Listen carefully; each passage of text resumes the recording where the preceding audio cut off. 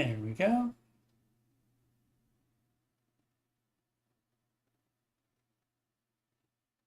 For YouTube to catch up and let me know that the audio is working. Catch up and there we go. It is. Okay, and the air conditioning also shut off. Just slightly later than I wanted it to. That's all good. Just one more key piece of YouTube housekeeping. And we will get started. Let's get it started.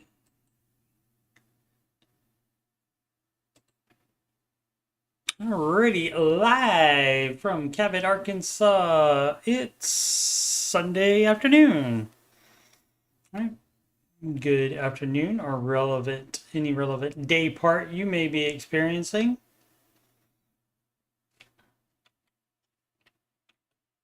This is Answering Your Financial Questions Live. This is the 103rd edition of that particular stream. That's what I'm looking for. And it's on the wrong page. It should be on this page. YouTube.com/coachstevemoney. For more financial content, scroll down. Answering your financial questions. That's this stream. Again, this is the 103rd one of those. The music playlist has 9 Ramsey adjacent songs in it, soon to be 11. I'll be adding Dave Cation and How to Do the Baby Steps Right soon.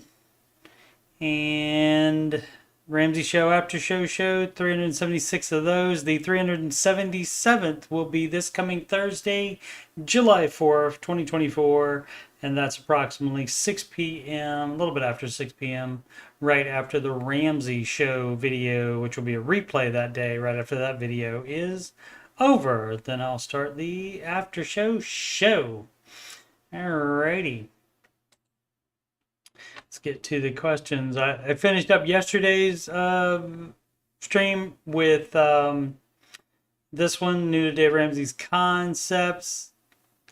Gentleman making 450 to 650,000 K, and that doesn't, no matter how much money you make, that does not get rid of all your problems, because he just kept spending money renovating 115-year-old house, getting married, and it doesn't cost anything to get married, but if you choose to spend a lot of money on the ceremony and the after effects of it, that can get up. And furnishing our new home and having 2 kids. Now, many people have 2 kids and do just fine without making anywhere near that amount, so that's not an excuse. It's just justification station.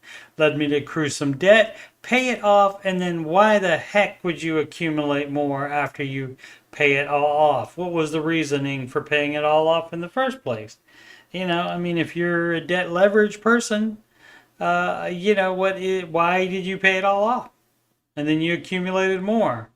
And what debt leverage is that you keep debt around even though you have some kind of asset that you could cash out and use to pay it off.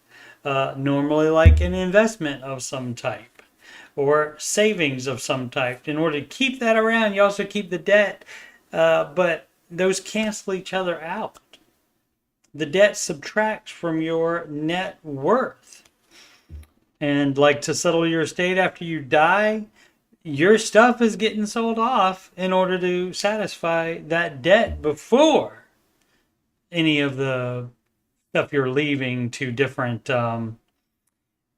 people or entities happens. And so just new to the concept, okay, that's great, but it's just doing it wrong, which a lot of these are.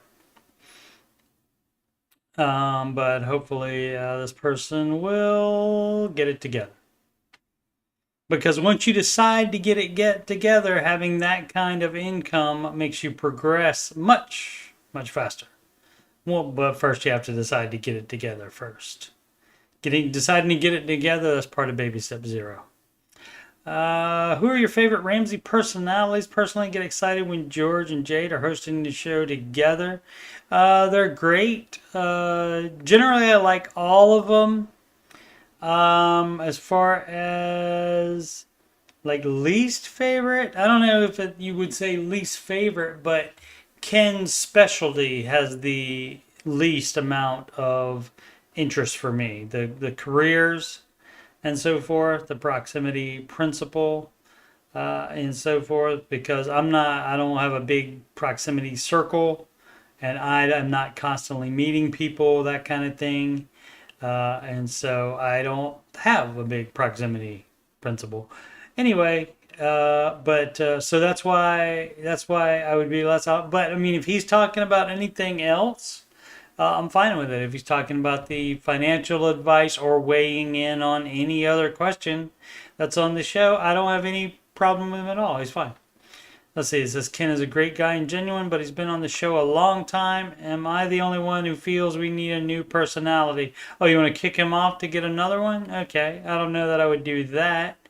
Maybe a spiritual Christian one. Let me know what you guys think. Everybody thinks they know how to run the show better.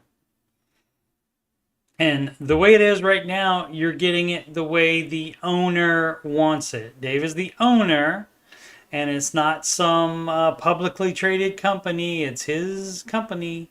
And so he owns it and he gets to do what he wants to do. You can have your favorites and so forth, but it doesn't matter what you think because it's not going to change. Dave likes the hosts on there and they're going to be on there. Cesticles. Preparing for marriage and home ownership. Not sure what to do at this stage. Well, you would do the baby steps. The marriage part you don't have to wait on. If you have debt, if you're in early baby steps, you would just get married at the justice of the peace. So you can get married. So that is not a problem. That does not require much in expense at all. Now, most people do much expense when that happens. And so... let's see. What else was I going to say about that? Oh, yeah, but you don't have to do that. Now, home ownership, that's a different thing. You have to be at least on baby step 3B before you even start to save the down payment. Let's see. About to get married. Combine 6 months expenses in cash. That should happen after the marriage. Let's see, another 10 months expenses and investments, mainly index fund. Yeah, this is everything you're doing is bad. That's not how that works. Oh, okay. Well, never mind. Let's see. Always jumping in too early with the assuming. Should not assume anything. We are both debt free, excluding her student debt. That's not an exclusion. That means you're not both debt free. But we live in the UK, so the debt is done differently. Yep, but even for you guys across the pond, the advice is to pay that student debt off. Doesn't matter. You're not going to live with that for 30 years or whatever it is, 20 years, and then it gets forgiven. You would pay it off. Anyway, is the advice. Let's see, we're about to buy a house together. Get married first and get rid of that debt first as well would be the advice. This will bring us down to 6 months cash expenses and 4 months investment. So again, your emergency fund is not supposed to be in investments because emergency fund, you have to have immediate access to it. And it's also, you don't have beyond the 6 month emergency fund and also have any kind of debt, including a mortgage. You do not do that. That money should be going to the mortgage to pay the mortgage off early. Once you get on step 7, then you can have as much in savings and in investing as you want. But right now, it should only be 15% of gross income. Let's see. But we'll also reduce our monthly expenses. We're buying in a cheaper area with less council taxes. We're planning on slowly furnishing the house to keep saving every month, unlike the guy before, which who bought a new house and then furnished his house all on debt. See what the rest of it is. So many details. Quite frankly, I'm at a loss as where to go now. Oh, plan on slowly furnishing to keep saving each month, but adding things to the home monthly. And again, you don't save more money than the 6-month emergency fund. You put the extra on. Let's assume you get out of debt fairly quickly, and so you wouldn't buy a house before that student debt is gone, even in the bloody UK. So you do not do that. You also just have the 6-month emergency fund until step 7. That means while you have a mortgage to pay off, you do not do that. You do baby steps 4, 5, and 6 at the same time. As a reminder, steps 1, 2, and 3 are done one at a time without even thinking about the other steps. You do step 1 first. You don't think about the other ones because you'll get distracted and start doing some of those. So separately in order for 1, 2, and 3 at the same time for 4, 5, and 6. And that's not the same time as steps 1, 2, and 3. That's the same times as each other for 4, 5, and 6. So if you read the baby steps, you would not be at a loss where to go. Granted, it doesn't say baby step 3B here. Which is where you save the down payment. You do not do that until you get to that part. And guess what? You're on baby step 2 because you have the student debt. Every month we save a combined 20. Yeah, you're not saving. You're supposed to be paying off debt. Not you, her. You, once you do get married, buying a 2-bedroom apartment. So we'll be able to have a child there, but not the family we would like. However, we would want to get on the property ladder ASAP. I will use the 2nd bedroom as an office until then. Justification, and I mean, this is over planning. Honestly, I do not know where to go from here. You already said that. We plan on paying additional to our mortgage every year. Yeah, and you would do that instead of doing your extra investing other than retirement investing. No extra investing. 15% of gross until that mortgage is paid off. And of course, way before that, you shouldn't even be investing at all while there is student debt. But again, until you get married, that's just on her to do. And then once you get married, then you can combine finances and then you can help start paying it off. Here we go. I don't know, we're going to plan on paying additional to the mortgage every year, but I just don't know what to do. That's 3 times we get you don't know what to do. Well, again, baby steps. On the Ramsey subreddit, you might have heard of the baby steps, maybe. Let's see, I've never been so financially secure and I don't know what to do with the money from here. That's 4 times now that he doesn't know what to do. Can we increase our expenses? No, you're on baby step 2. As soon as you get married, you both are on baby step 2. Can I buy a new phone? No, you're on baby step 2. Do we need a 2nd car? No, you don't. Currently, only one between the 2 of us paid off. So you have one car between the 2 of you, and you're not even married yet. Not even, I don't think, living together. It doesn't say living together, but regardless. And so you don't have a 2nd car. How are you getting around now? So once you get married, why will then you all of a sudden need a 2nd car? So this is ridiculous, mate. Across the pond there. Can we start eating out more than once a month? No, not as long as you're on baby step 2. No. Maybe start a holiday fund to go on holiday to another country once a year. No, not until you're out of debt with her student loans. No. Let's see. So, I mean, regardless. Okay, so say just for fun. I guess it's fun.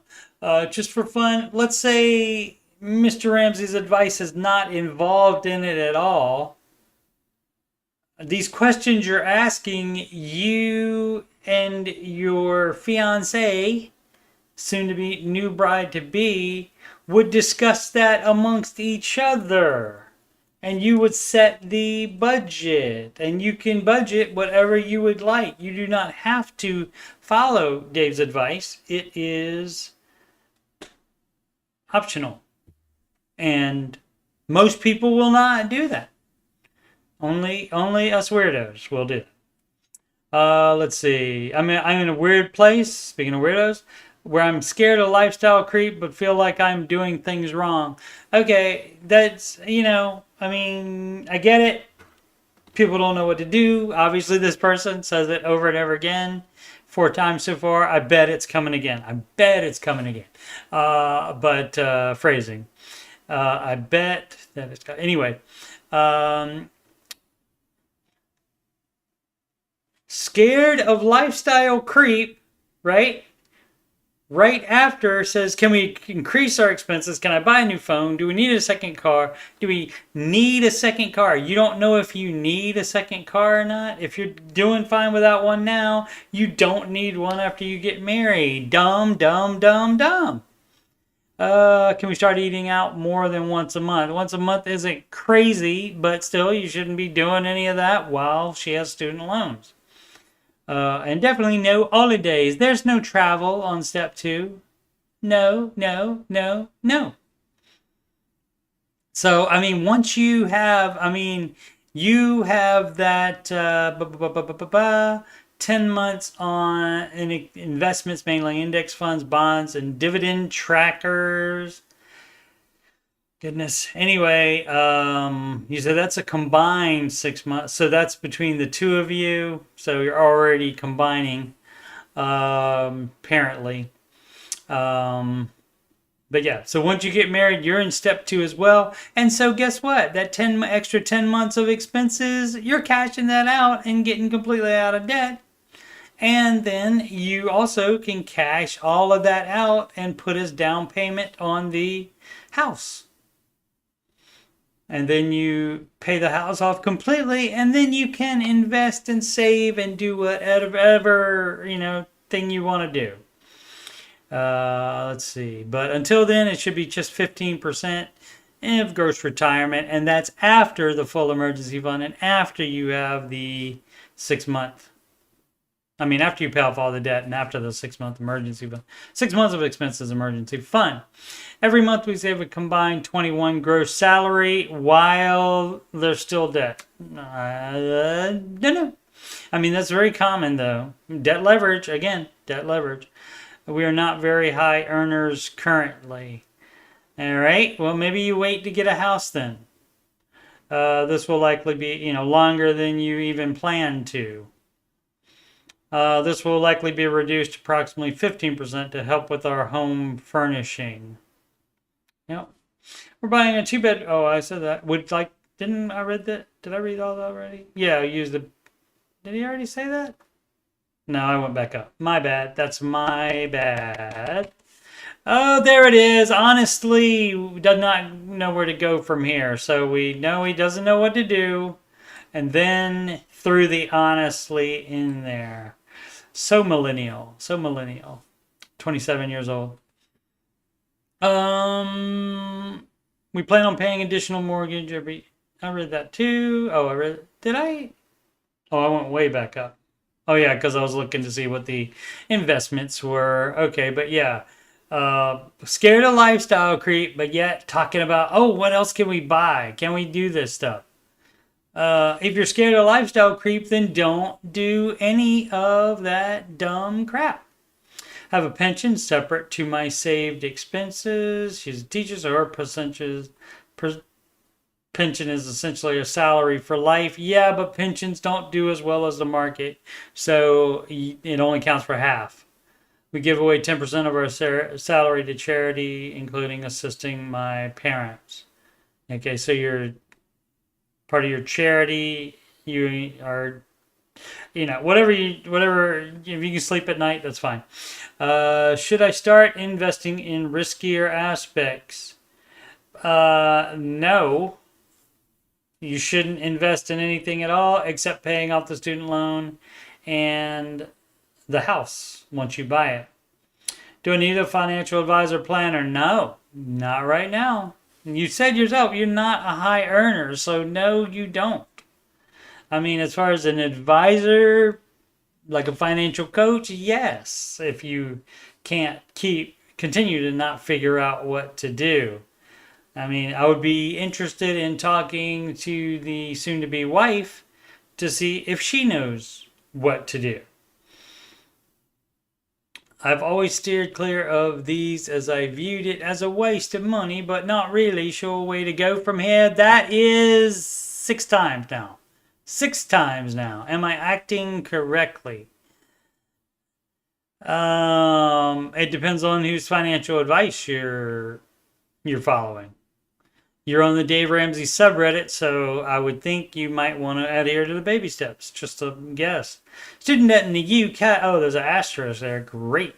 Student debt in the UK works almost as a voluntary tax. She has a minimum amount paid every month, pre-tax, which is based off her income. If she stops working, she does not have any to pay anything. That's ridiculous. When she gets to 40, I think, doesn't even know, of course doesn't know, the debt is written off. It does not show up on any credit scores. All right, I mean, that's the way, if you want to do it, you can do whatever you want to. You don't have to run it by me or this subreddit, but you chose to run it by this subreddit.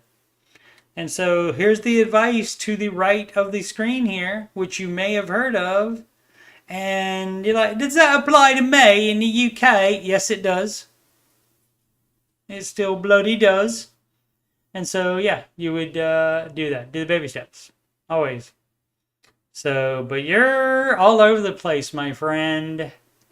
And so, yeah, I would be interested to talk to the fiancé to see what kind of space her head is in, because this guy, when you have to put down 6 times that you don't know what to do, that's interesting.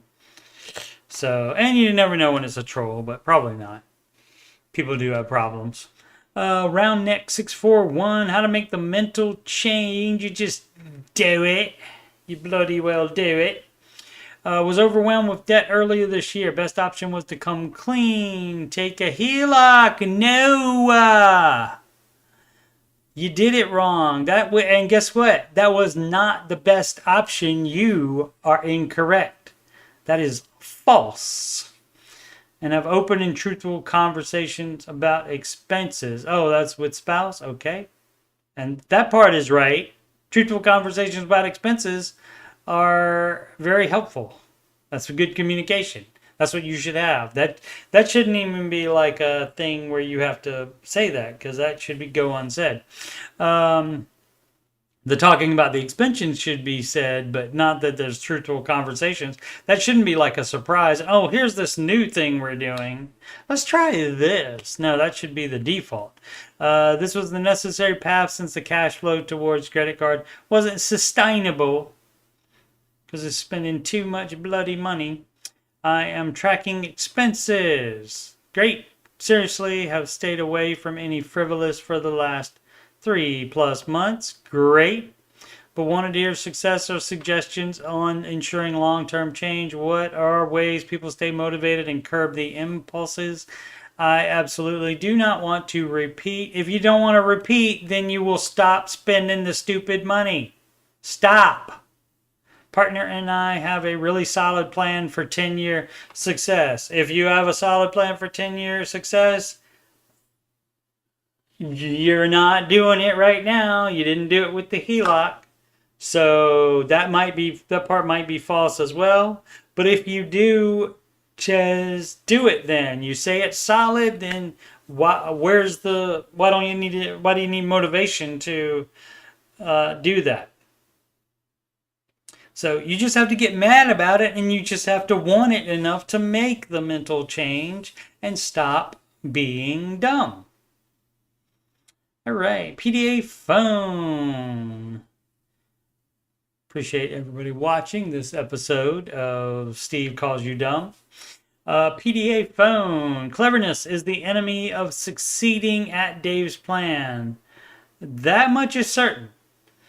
But to some point, the most clever thing to do is do it as written, which is the proven way to get there the fastest way. When you try to improve his plan or be clever in changing things, that just makes it take longer.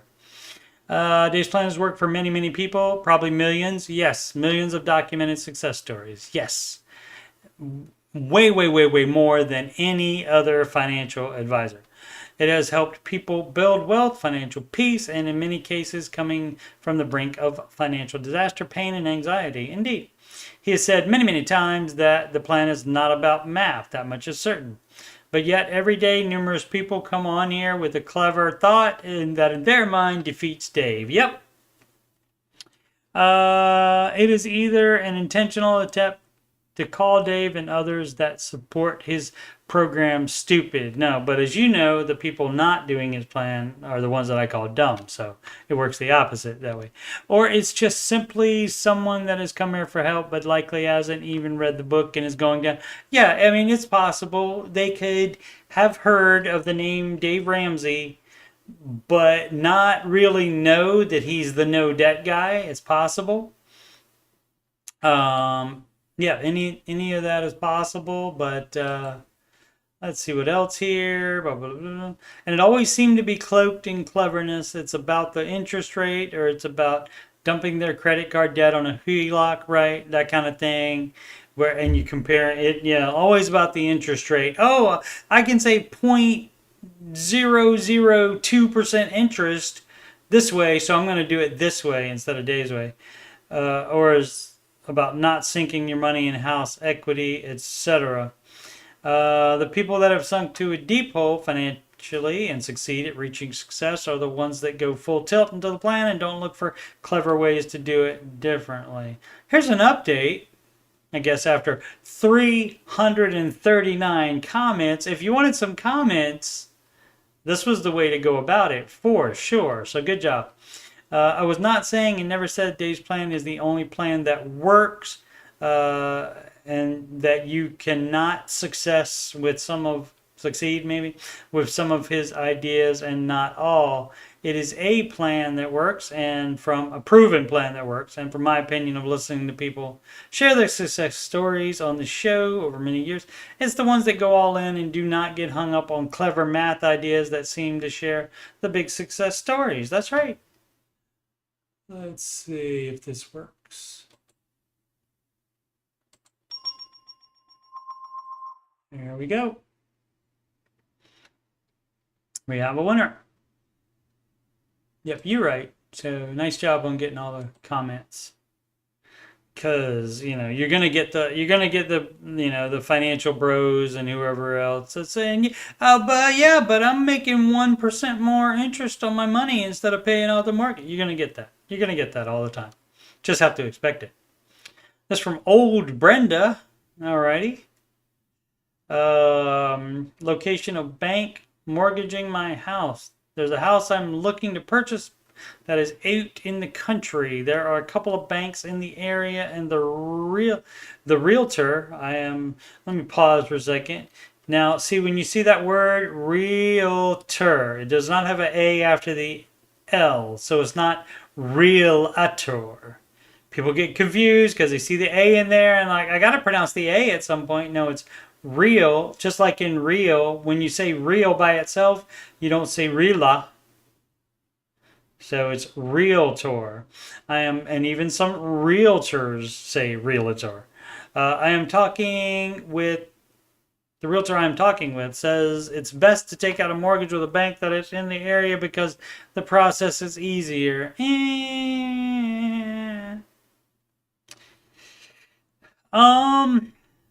having banks in your area, I mean, it can be more convenient because that way you don't have to, like, say, email them or call them. You could just walk in there and talk to them about something. But as far as buying a house, I mean, it's possible they could just sell the loan anyway to somewhere else, and then it would be gone from your local bank, regardless. So, is this true, or is he just trying to help out his friends get business? He could be doing that too. They could have a cooperative crossover deal where that where they give each other a percentage of the business that they do when that realtor and that bank are both involved. That's possible. That is very possible, but it's not necessary to have it in the same location. Qubit Helaco. Okay. Maybe dying of cancer. Should I give an F about my debt? I mean, that would be secondary to that stage 4 esophageal gastric cancer. Yeah, that would definitely be secondary. It has reached the liver. I've had 11 chemo sessions already. I don't know what any of that's like. And let's see, tired, can't chew properly anymore due to mouth sores as a result of chemo and missing teeth that were there. Yeah, I'm sure that's rough. You got bigger fish to fry. You have to try to live first. 33,903. And, morally, you should pay off the debt if it's all possible for you to do. But I don't know how much working is happening right now. And what would Dave do? Dave would try to fight it and fight the debt as well. The problem would be is if you have an estate, if you have things that you want to leave somebody, the debt has to be settled before any of that can happen. So that would be the thing to be concerned about on there. But definitely the cancer would be priority 1 there. And that would be storm mode, where you would be pausing the baby steps anyway. So you wouldn't be doing anything except piling up cash. You would not be paying extra on debt. You'd be piling up cash. No shower, 1622 settlement money. Hello all, in a few weeks, hi guys, in a few weeks we will be receiving a settlement around 280K. This will rocket us all the way to baby step 7. Excellent. Knew what to do with any extra money. What you do with any extra money is you apply it to whatever baby step you're on. Somewhere along in the baby steps. That's more of that how to do the baby steps right song. Still working on the lyrics. Trying to make it better.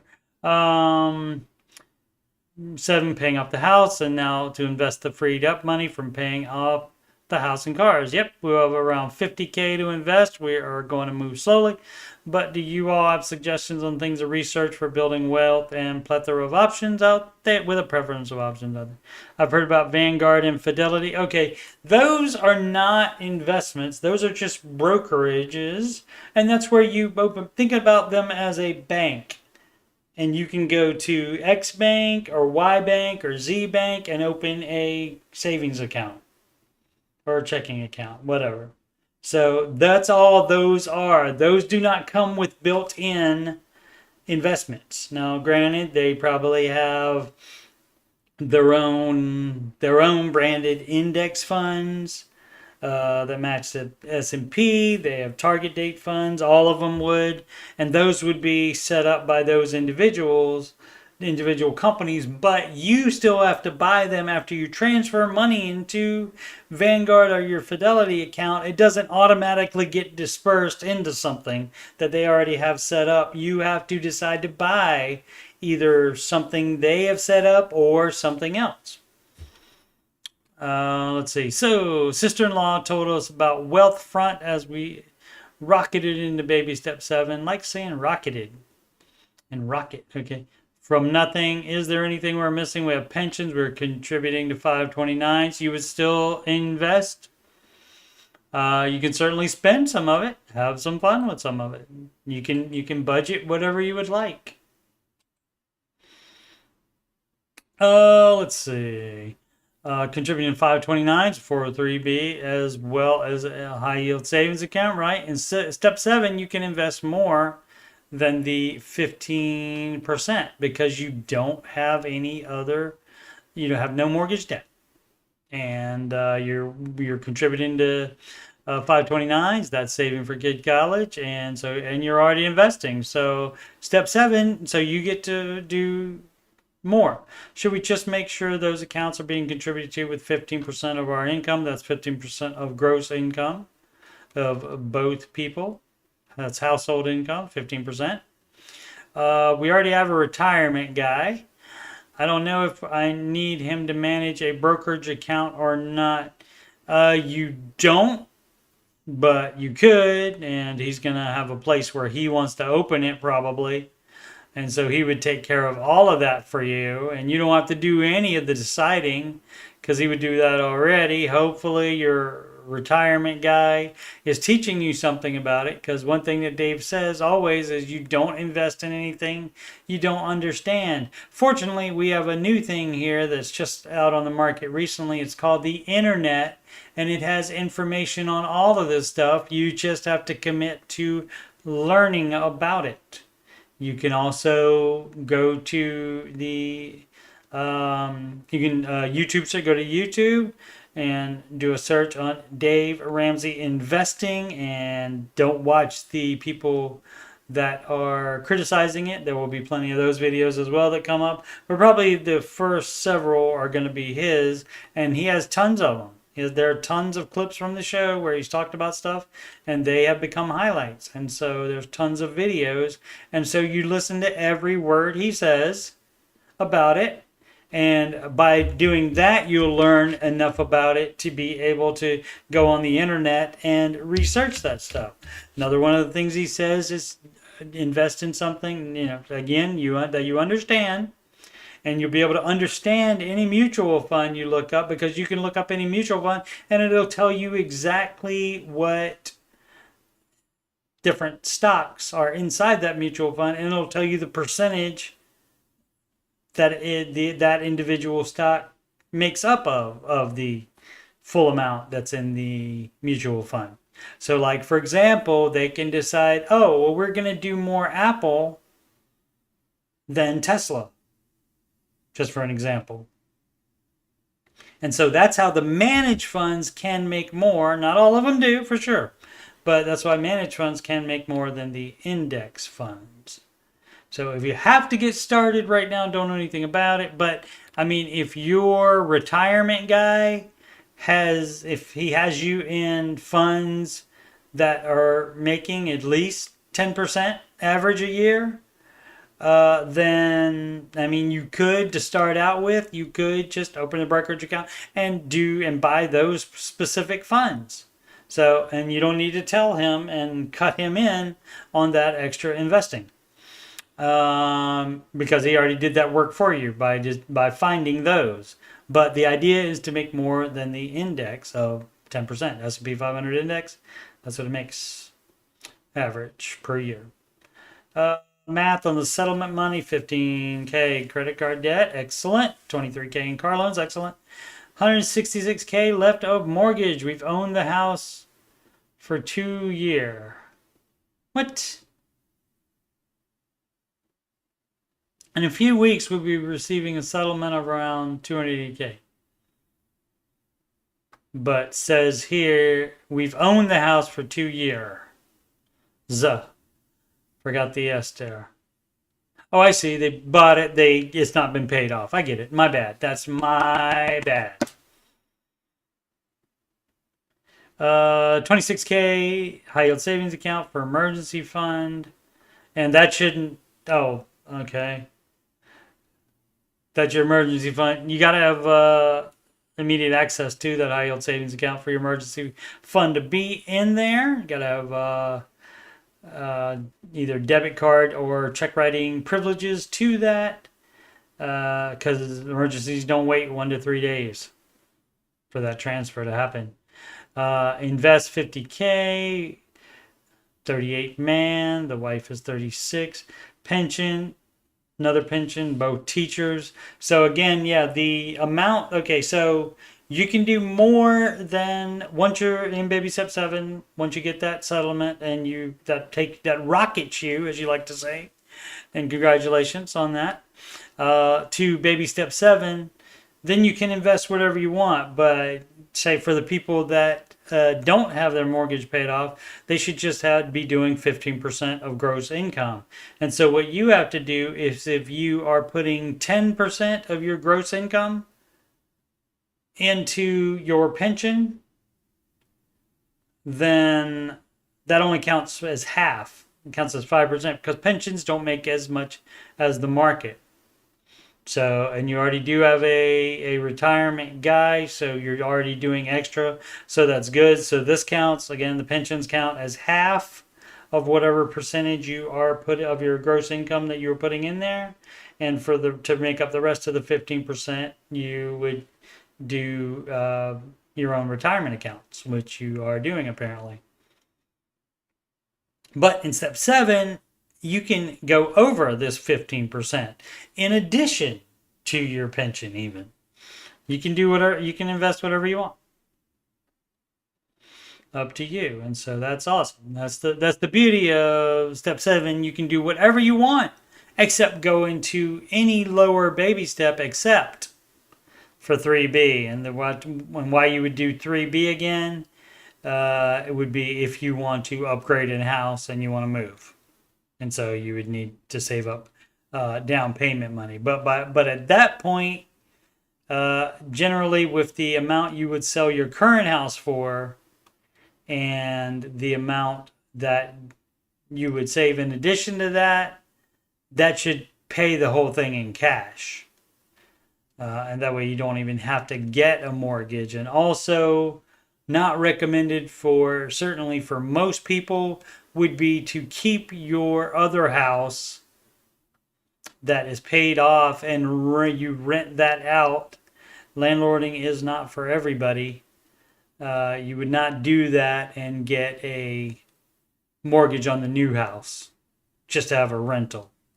If you want to have a rental, you buy that in full cash instead.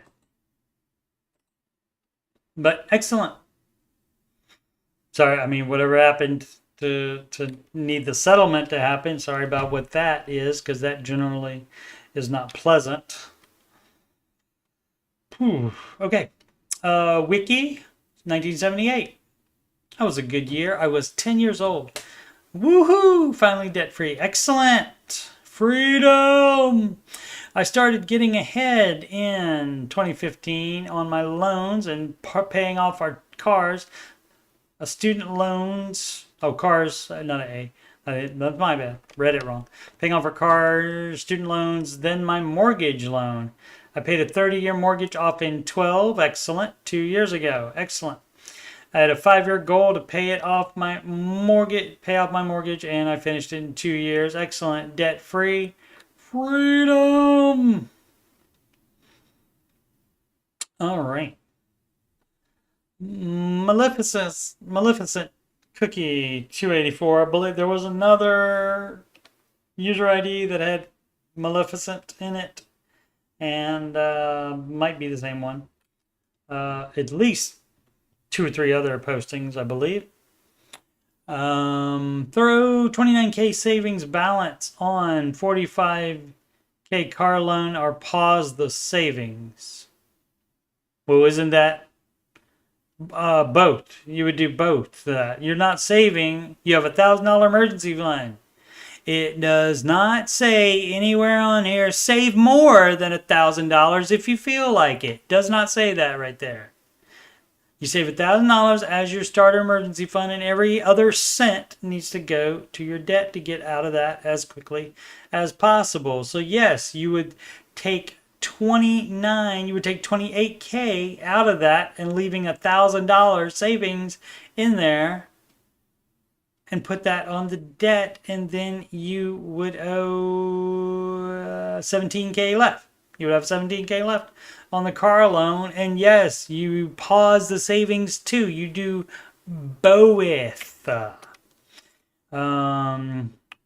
45K, 30K saved in a high yield savings account. So, oh, I see. So he already did the math. He kept the 1K in the high yield savings account, and again, have to have immediate access to that, or that's not good, because emergencies don't wait 1 to 3 days for that transfer to happen. So already did the math. So 29. So then that means 16K would be owed still. So there we go.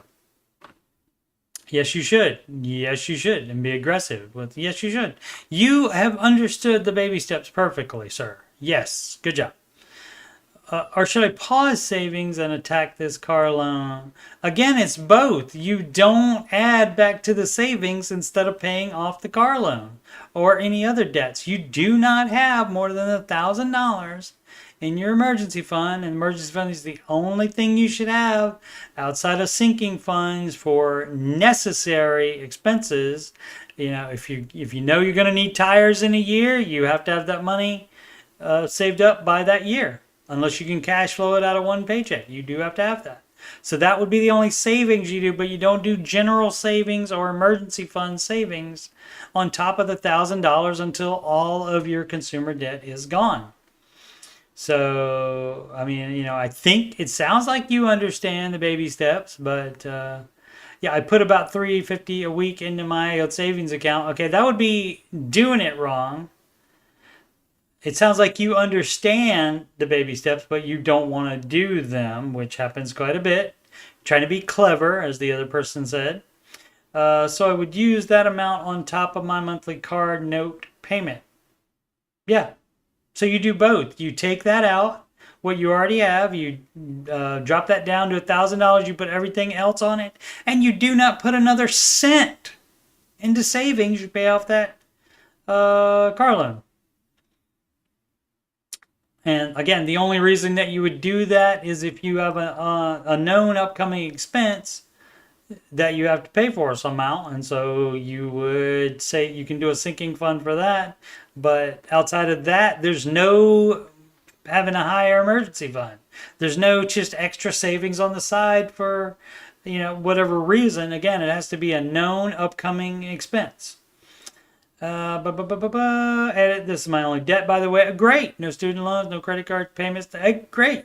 So you can get rid of that really quickly by stop doing what you're doing, which is trying to build up savings at the same time as paying off debt. This cleverness that happens, a lot of people do this, this cleverness that happens makes the baby steps take longer. Because guess what? You can't be done with step 2 if you're saving money at the same time instead of throwing it towards step 2. So you see, think nobody, 1235 again, and this person I think understands, just for some reason has to ask. I think he knows darn well what he should do, just doesn't want to. Maybe step 3 flare here. That would be growing the $1,000 in 3 to 6 months of expenses. And you know, when you do that after you finish step 2, paying off all your consumer debt. Currently on baby step 3, and I may be getting ahead of myself. Shocker. Really? Nobody does that. I would like to ask that if once your emergency fund is fully funded, well, then you're not on step 3 anymore, you're on step 4. Should you stop saving and redirect all these savings to investing for retirement, or do you still save money whilst investing? Comments are greatly appreciated. You pick the amount you want to do for your emergency fund, and that amount you want for your emergency fund should, if you're being intellectually honest with yourself, that should not change, which I have seen this happen even with friends, where you all of a sudden don't have to have a 6-month emergency fund, even though that's what you wanted to begin with. You all of a sudden don't have to have a 6-month emergency fund because you found some investment that you want to get on. And so all of a sudden, half of the emergency fund you thought you needed, all of a sudden that's going to that investment instead. And so you're being intellectually dishonest with yourself. You thought why did you think you needed 6 months before and 3 months is fine now? So that kind of stuff is hanky. As what's an Abby on NCIS used to say many moons ago. Um, is it no hinky? It's hinky. Should you stop saving and redirect all of those savings to investment for retirement? You do 15% of your gross income into retirement on step 4.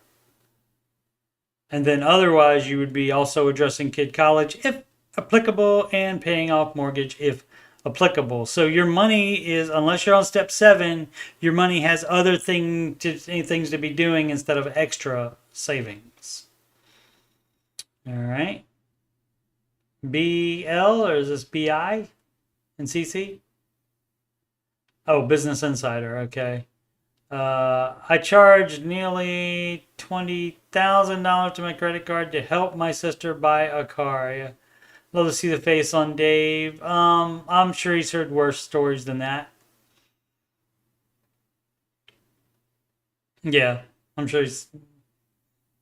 Caleb Hammer had on a gambler millennial, still living with parents, them paying for a lot of his stuff, and he just constantly spends money. When he did this audit with Caleb Hammer, he was he was about 3 weeks or so away from not being able to make payments, so had to do something significant. So hopefully everything worked out for him. But yeah, whenever, it's just like the thing, you don't have to look far to see somebody worse off than yourself. You don't have to look far to find other, worse financial situations either. Piccolo Bitter. Somewhere along in the bitterness. That's from the actual version of that song. How to Save a Life by The Fray. To sell or keep, that is the question. All right, Hamlet. Hey, everyone. I can't remember if that's from Hamlet or one of Shakespeare's different plays. That was to be or not to be? That is the question. I was hoping to get a better idea of what to do with my home after I'm married in September. I purchased my home in September 2023. And if I sell, I would walk away with 10 to 15K. My fiance and I know it's fiance. Fiance is from, what movie was that in? Holly Hunter, Raising Arizona. Great film. Nicolas Cage. Fiance and I have found our forever home. Dave doesn't believe in forever homes, and I'm inclined to agree with him. Because you may find that forever home, guess what? And then a year later, you may find a home that you like better, which closes in August. We are on baby step 6, and our future home is significantly less than we've anticipated. Well, that's good. And therefore, the mortgages are manageable for each other. No, there's no 2 mortgages at the same time. No. That's a negative. If the house was paid for and you think you want to be a landlord, sure, go ahead and try it. Not advised, but go ahead and try it. If the time that you think about being a landlord for the first time is when you are moving, you probably shouldn't be a landlord. You need to be interested in it before that time. Let's see. Work in the industry. And have dealt, so maybe you did think about it before. I've dealt with the horrors of rentals, right? None being my own home. Yeah. So I'm reluctant to rent it. Yes. Good. You should be reluctant to rent it. Yes. So many things can go wrong with that.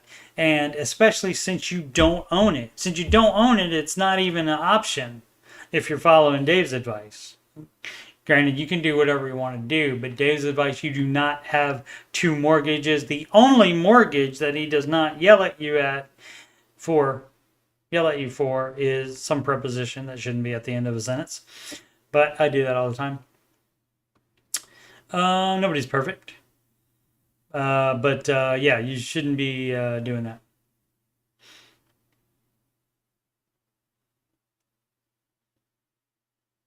Rentals you pay cash for because that's business, and you build business at the speed of cash. You don't base that on a loan. So even if you pay off your current house that you're living in and you want to buy a rental, you do not do a mortgage for that either, as per Mr. Ramsey's advice. Itchy Bus 3544, work pays for a lot of my student loans. Okay, well, work pays for a lot of everything just by your wages, but if you mean they put extra to it, that is fabulous. Hey y'all, hi guys. Just need some thoughts on what to do with my student loans. You pay them off. Next question. No, let's see what else is going on.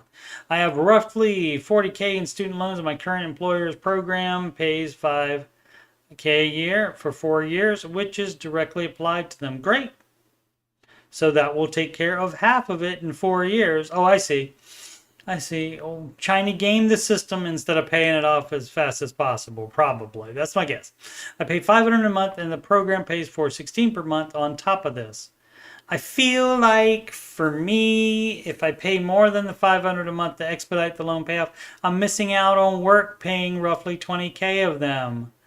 It doesn't matter. The advice would be for you to pay off as soon as possible. You are lucky that they're paying for any of it when you signed for it. And if you didn't work there, you'd have to pay for all of it. Is keeping my current payments and having work pay roughly half of the loans a better option comparing to paying more? No, it's better to be debt-free than having that hanging over your head. And you never know, you may be fired or maybe quit from that job as well before the 4 years are up. So you don't count on Washington, D.C. to help you. You don't count on it being at a particular job to help you. You help you by paying it off yourself. You sign for it, you pay it off. Al-Bazwi. I do not know what that means. Oh, look at that. A nice little description there. I should put a fun description on mine. If you have any thoughts for what my description should say, certainly put them in the comments. I look a lot like John Lennon. No, I do not look like John Lennon. I have gotten Phil Collins occasionally, but that's about it. I paid off. Oh, and a young lady I used to work with called Jess said I looked for, oh gosh, what's the name? Bubbles on a show called, I can't remember the name of the show, but his name was Bubbles. My Care credit card had a 518 balance out of roughly 6,000, and now it's a fat zero. Great. Close it. My Discover credit card, 4,887 in student loans, 12,353 remain. Okay. My plan is to attack the credit card and have it paid off by November or earlier. Great. Earlier is approved. After that, everything gets thrown at the student loans. Great, until those are paid off. Next year, I'm hoping to be debt-free, make it happen. Baby step 2, Flair. A person that, if that's him, I guess he does kind of look like John Lennon. And imagine being out of debt. There you go. They write themselves, people. They write themselves. Yeah, so this person understands it correctly, not trying to change anything, just doing it as written. Great, fabulous. You know, I mean, that's not as thrilling as, you know, telling people they're doing it wrong for sure, but it's still a great thing. I enjoy when people do the baby steps right as well. Existing paper 8432. Should I sell our car? Normally, if you have to ask, the answer is yes. Hello. Hi, guys. My wife and I started taking care of our debt last year. Great. Better last year than this year. And have made great progress. Paid off $27,000 car. $20,000 in student loans. We have a 2023 Subaru Crosstrek. Started taking care of our debt last year, signing up for a 2023 car. Although granted, that could have been in 2022 when they were not taking care of the debt. That it's her daily driver that we owe $26,000 on. It's worth exactly $26,000, and she still has $36,000. Yeah, sell it. Kiss it goodbye. I'm not ever gonna be the guy that tries to convince you to keep your car unless we're talking about a much lower dollar figure owed and such. And why you do want to sell it while you can get full value for it as well of what it's worth before it starts depreciating even more. So yeah, in this case, yes, sell it. We have currently stopped all additional debt payments and are stacking up cash as we are expecting a baby in 3 months. And that's exactly how you do it. You pause and you pay minimums on everything. That's exactly how you should do it. She plans on taking at least 3 months off right away, and we are in discussion of becoming a stay-at-home mama or picking up a remote job. We currently are. Could be a one-car family in that case. At least temporarily. Our current thoughts are that we don't need a $26,000 car sitting around while we go through the first stages of it. That much is certain. While my car is a 2021 Outback. Oh man, all in the 2020s. That's crazy to me. I got a 2005 Subaru Verona. Never heard of it until I found it cheap. That could be mainly used for the transportation we need. As we already have about $8,000 put into the crossback payment wise, I wanted to get the perspective from others, seeing if they think it would be a good idea to sell the Crosstrek and get a cheap $5,000 car that I would use just to get to and from work. No, and here's the reason on that. So the amount that you have already lost on some stupid debt is not a reason to continue to have debt or add more debt.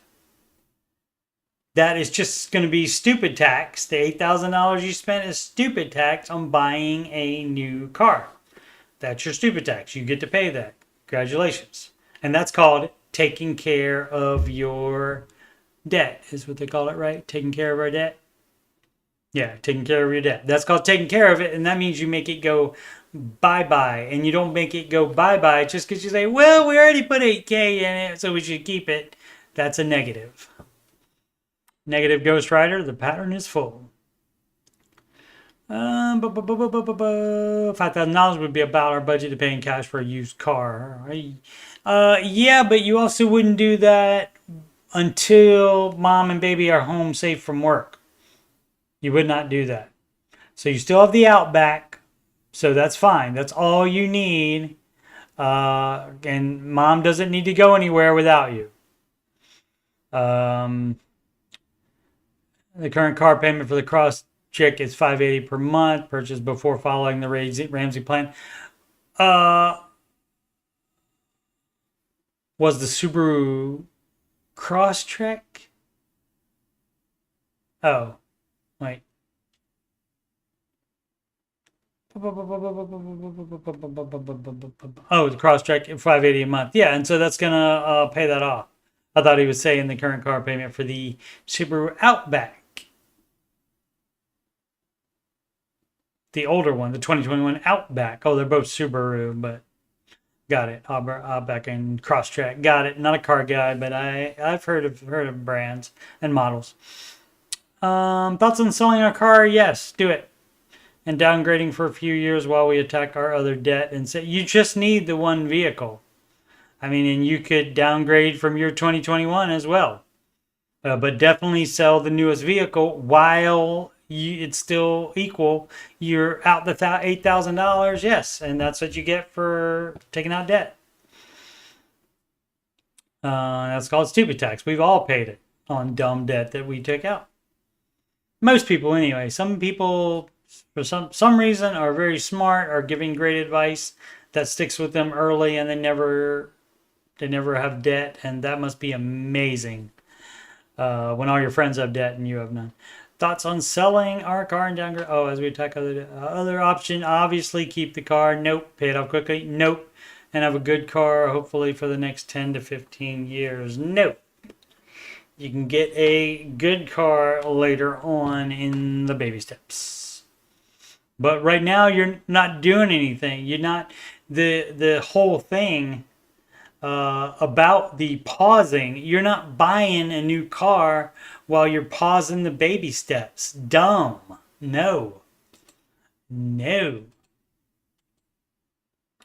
So just sell. You can sell that one. That's fine because that doesn't take away from your money. That adds money.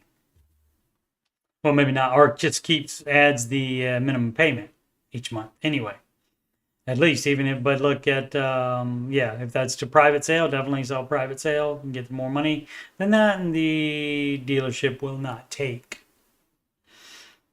their share of it. Thanks again to anybody watching now and that's watching later. Much appreciated. I know there's a lot of financial content out there or other content of any kind out there. And so I am very honored that you have chosen to spend a little time on my channel. Thank you so much. Prepaid college plan from Educational Cow 6604. I got into a prepaid college plan when my son was born. Just got into it. Just fell into it. Started listening to Dave after that and realized he doesn't suggest them. However, I only have about $14K left to pay out of $27K. Since it's technically not debt, but I do have the required payments each month, would this still leave us in baby step 2? We have no other debt. If it's something that you have to pay like that, that is, I would consider that step 2. I mean, you know, I mean, the world won't end if you consider it step 5, but like if you don't have emergency fund, that's more important than doing this thing. I mean, it depends on if then you only have $14K left in that plan, or you would forfeit all of that $14K. So find out what you can do about that. Is what I would suggest. But yeah, I mean, that's step 2. Because that is something you agreed to do in advance and purposefully did it. So you plan on doing those payments. So that's debt. Fox 7 Tanker, John Deloney. John Deloney. That is one of the other songs. Parody-esque of My Sharona. Kind of fell down in a rabbit hole. Sure did. That happens to all of us. Watching all of John Deloney's content. Just came across a video where 2 people were on the call talking about their relationship. And that doesn't often happen, where you get 2 sides of the same story, but it's fun when it does. It was great hearing both perspectives in real time. Out of the 40 videos I've seen, this is the only one I've come across with 2 callers. Just wondering if there are any more videos like that, or if there's even a playlist. There's been some calls to the Ramsey show where both spouses were on board, were on the line rather. And that happens very, very rarely. So there's not a playlist, 2-caller playlist for sure. So I don't know. Some people may know the exact video to look for where that happened before, but not a playlist for that. And that is very, very, extremely rare. Because a lot of times people are calling to try to figure out what to do it correctly and to try to fix it before they have to tell their spouse, or trying to hide it from the spouse or while they fix it or something like that. And so they call Dave instead of communicate with their spouse about it first, which is always the advice. Communicate, compromise, and if you can't do those, that's when it's time for counseling. Does someone need to bother with building an emergency fund if they have money in a retirement account that they could easily take a loan from if an emergency came up? Just a green dreamer. Have you ever heard of Dave Ramsey? You're on the Dave Ramsey subreddit, so I assume so. And again, if you've heard of Dave Ramsey and you know one thing about him, that one thing should be that he's anti-debt. So that means no loans at all. And definitely not from a retirement account. Stupid. Dumb. Yeah, maybe didn't know Dave was anti-debt, but I mean, that's dumb. You do not tap your retirement except to retire on. Other than that, to avoid bankruptcy or foreclosure, excuse me, to avoid bankruptcy or foreclosure, which is on your mortgage if you don't pay it. So yeah, not that they could easily take a loan from. This is again somebody trying to be clever and skip building the emergency fund, and that green dreamer is dumb. Jumpy hole 3846, sell apartment to pay debt. Okay, we live in California. My father owns an apartment, which he bought for $150K. Today he rents this apartment out for $2,100 a month, and his mortgage on that apartment is something like $1,300. I'm not exactly sure.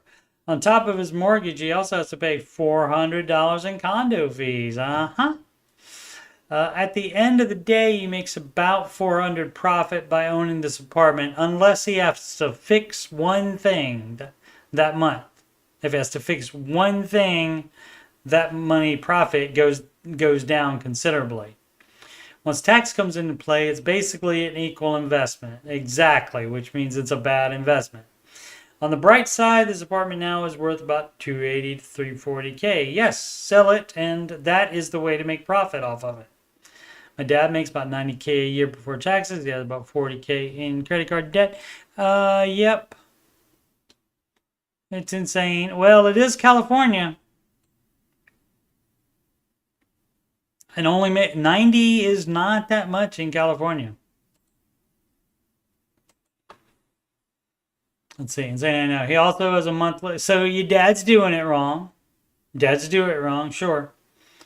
And they often don't want to hear about money or sex from anybody whose diapers they have changed. So good luck on that one. But let's continue. Let's forge on, shall we? Monthly payment on one of his cards, which is $700 frickin' dollars a month. Yep, absolutely. Indeed. Agree. In which he owes $30K on. He's lost all motivation to get another job or improve his career. Is driving me insane because I'm out here working 60 hours a week while he thinks what he makes is enough for the lavish lifestyle he wants to live. You got to separate yourself financially from him. Essentially, I'm thinking we could sell. See, you're saying we. If he owns it, you're not involved in it.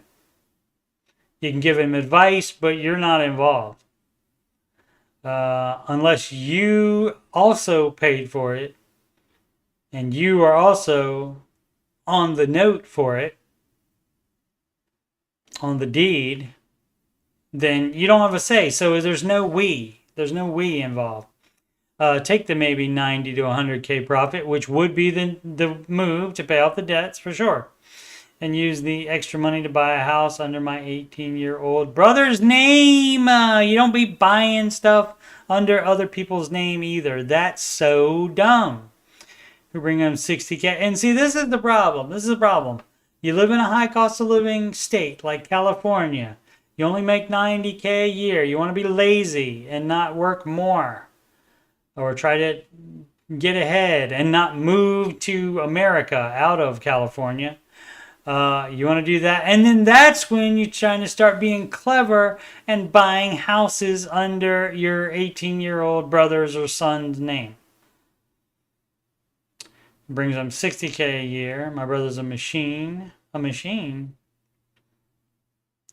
Prices in Cali are high right now, you think? But I am an MLO. Mortgage loan officer. Well, no wonder. Okay, at least he's a loan officer that doesn't like credit card debt or car payments, but fine with overpriced mortgage or a mortgage in somebody else's name. Dumb. And I know we can find a good multifamily to buy, multifamily unit. You don't want to buy the multifamily. That's illegal in America anyway.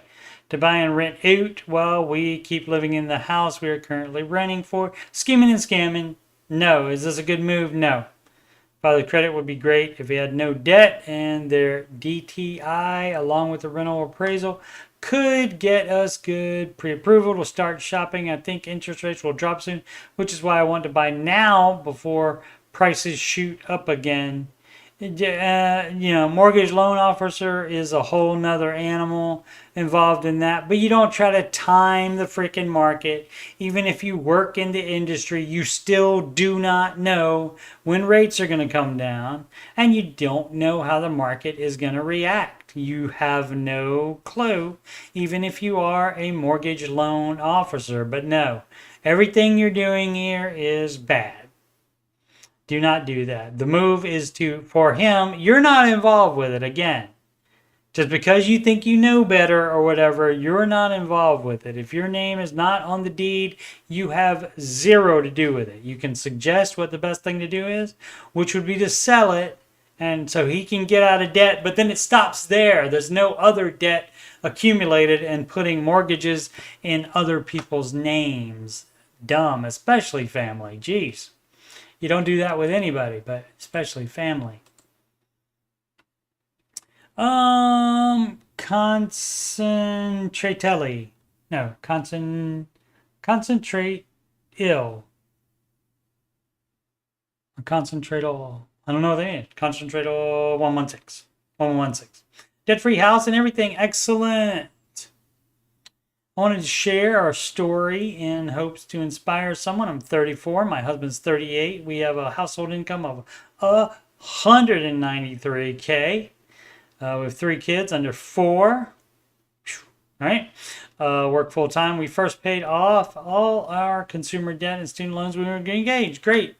Then started paying extra money we had towards our home and also had refinanced to get a lower interest rate at 3.25. Owed $286. Started paying it off in 2020. #Pandy. And took us 4 years. Anything is possible. We lived below our means. We followed the baby steps. They weren't trying to be clever. Imagine that. Anything we made in bonuses, tax refunds, side hustles, all of it, right, went to the mortgage. Got it. And that is how you do that. To the house. We are so happy it's over and can finally spend some money. Grind was hard, but we did it. Now you can, while you're paying the house off, you can also spend money, but you can also continue going gazelle intense. And then you get done with that sooner, and then you have more time of being able to spend even more money. All right, congratulations on the baby step 7. 34 and 38. Crazy. Got another 30 years in the market. Fabulous. Fabulous. Do something fun. Competitive Ebb 6167. Get clear assessment results. Any ideas? Good evening. This happens a couple times every month at least, where somebody does the get clear assessment results and it says what they are. Let's see. Discernment, justice, imaginations. That's the top three talents, top 3 passions: researching, analyzing, and leading. Mission is creation. So say it pretty accurate. Yeah, I have no idea. Nothing's jumping to the top of my head what that would be. That would serve justice and researching and analyzing.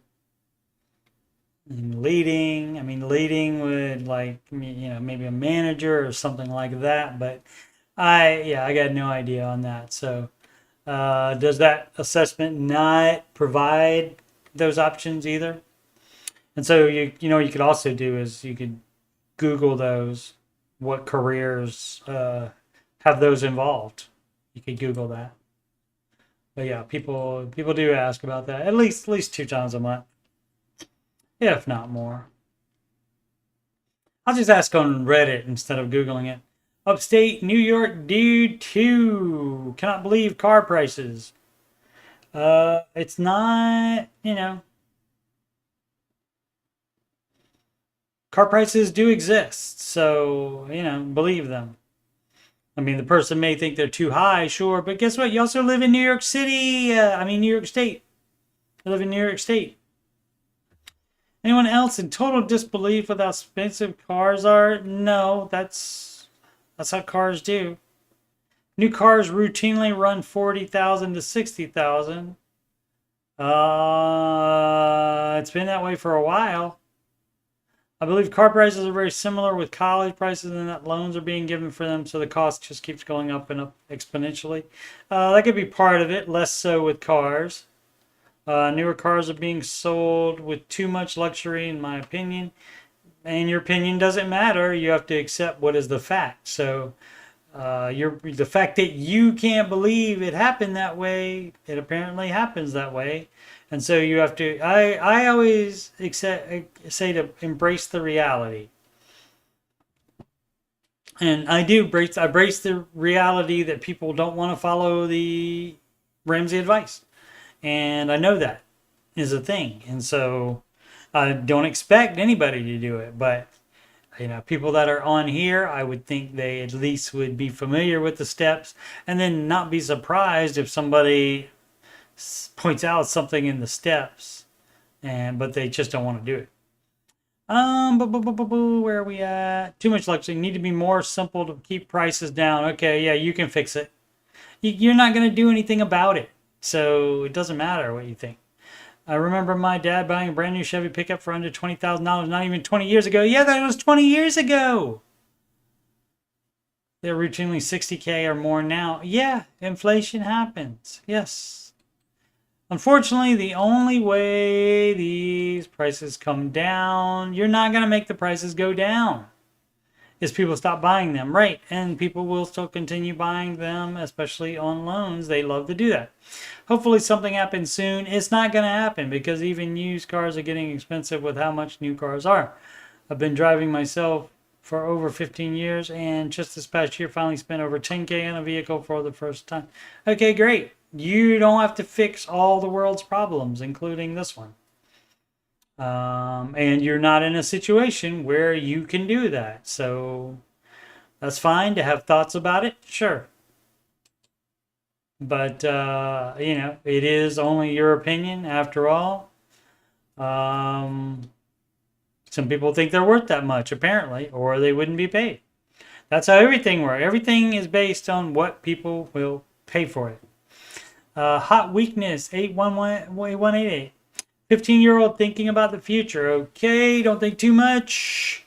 Start thinking too much, trying to get clever, then you don't do Ramsey's advice of teenagers. You save cash, stack cash, as the kids say.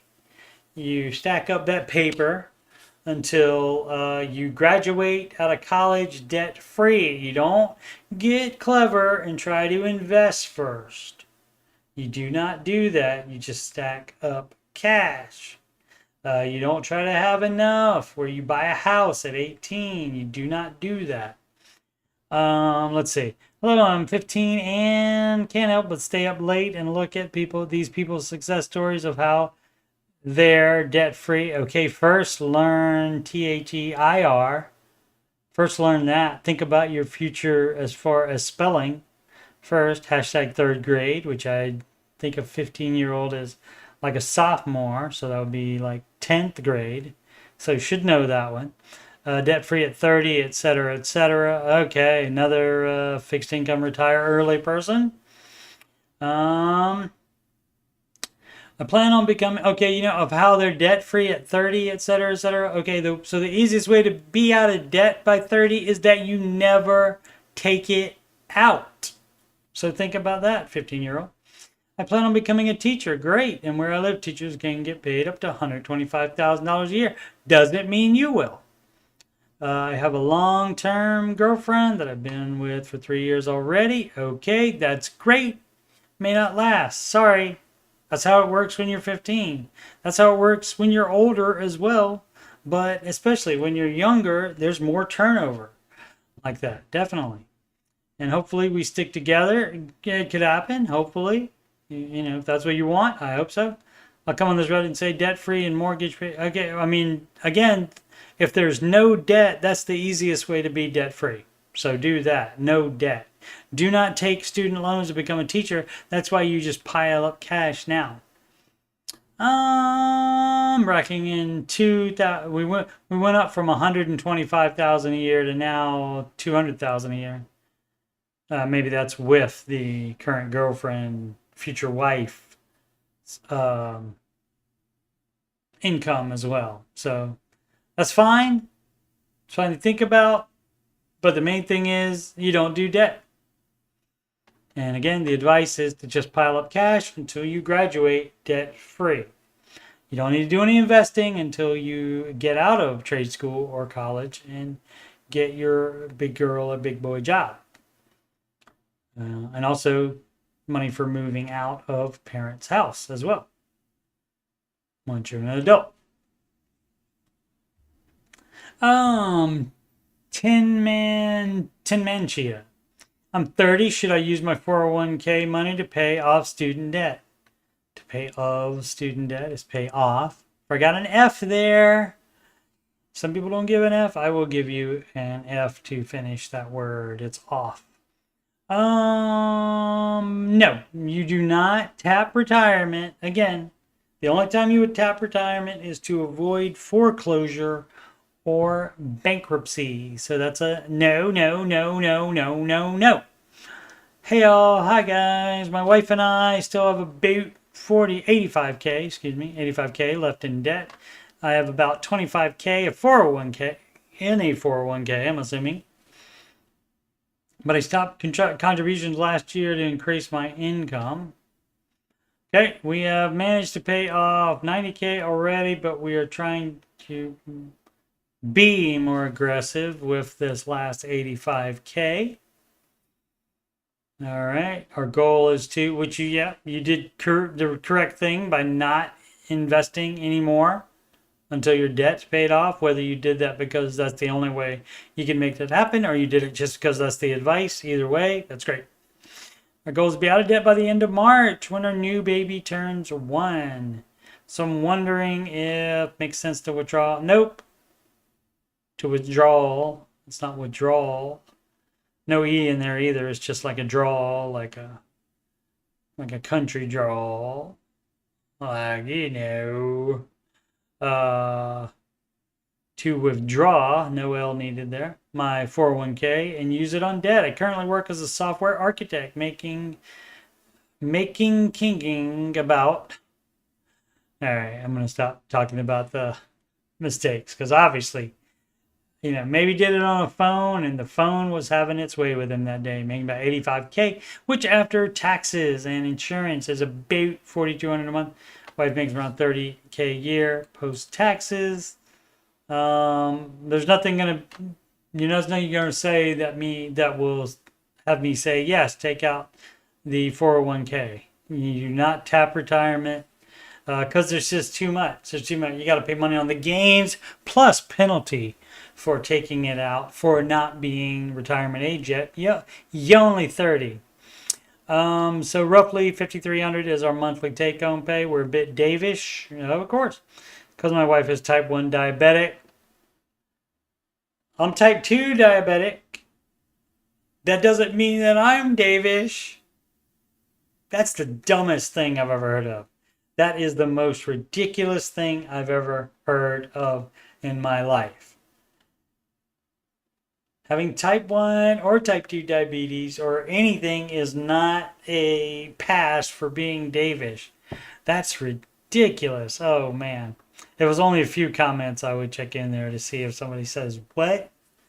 I'm currently on the hunt for a new job and have started a side business doing digital transformation things. Great.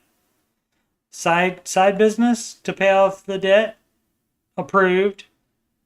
Using 401k money to pay out the debt? No. Using wife's type 1 diabetes to excuse Davishness? Not approved either. Really dumb. This is G.A. Pipkin, maybe Georgia Pipkin. I feel like, for me, the Dave Ramsey crew doesn't properly address property taxes and insurance when it comes to home ownership. I mean, there's always something that, like, people get Oh, what's that called? Something you get something in your craw. I can't remember the saying now. The saying now. Hashtag dementia. Uh, or it really raises your hackles, or uh, puts a spur under my saddle. That kind of saying. But anyway, um, they don't have to. Why you if you own a home, if you get a mortgage, or even if you don't get a mortgage, if you own a home, you have to pay property taxes on it and you have to get insurance on it. What do they need to say about it? What don't you understand about it that they need to say something? Tax and insurance increases need to be accounted for in the budget, sure. In debt calculations, I never was told that I would have to pay property taxes and insurance on the house. And my ex-wife and I bought one. I was never told that. Guess what? I knew it already. It's common knowledge. What do you have to say about it? Let's see what he wants them to say about it. Need to be accounted for in the budget and debt calculations. Yep. And we did at that time. We weren't doing a budget at that time, I don't believe. And so we didn't have to account in the budget because there was no budget. And we didn't calculate debt either. My personal situation is we have lower interest rate, medium insurance cost, but super high taxes. We pay $3K monthly, but only about $1K of that is mortgage. Okay. I'm sure others are in a similar boat. I'm wondering if instead of paying off the house early, put additional money into a Roth. No, that's debt leverage. So I should have known it was going to be just an excuse, just in a way to not follow Dave's advice. Should have known. Sell the house in 10 years and downsize using the equity, which is, if we pay the house off, taxes and insurance might be $3K a month in 10 years. Okay, so you stupid. You're doing it wrong. And if you want to do it that right this way, that's fine. You don't need to run it by anybody. Why are you running it by anybody? You can do whatever dumb thing you want to do with your money. The smart thing, the proven thing, is right here to the right side here, where it lists the baby steps. And so that is the advice. And it's not to do debt leverage, which is keeping debt around so you can invest more. So that's a no, no, no, no. And you should already have a Roth if you don't have any other debt. So you should all, oh, if you say you got a Roth already, maybe you should be maxing that anyway, unless you have a Roth 401k. Should be maxing the Roth. Match first, then a Roth account. If that's at work, that's fine. You can also open a personal one, and you can max out both. So you got your own little plan. So guess what? Because you have a little idea in your head about the way you want to do it, that doesn't mean the Dave Ramsey crew has to address the stuff involved in yours, which you're using as justification for doing this. Just because, oh, little property taxes and insurance. Now, those are inconsequential compared to the amount of the mortgage itself. That is the main thing. And so people love to just get into little niches and like that is the only important thing they should be talking about. That's dumb.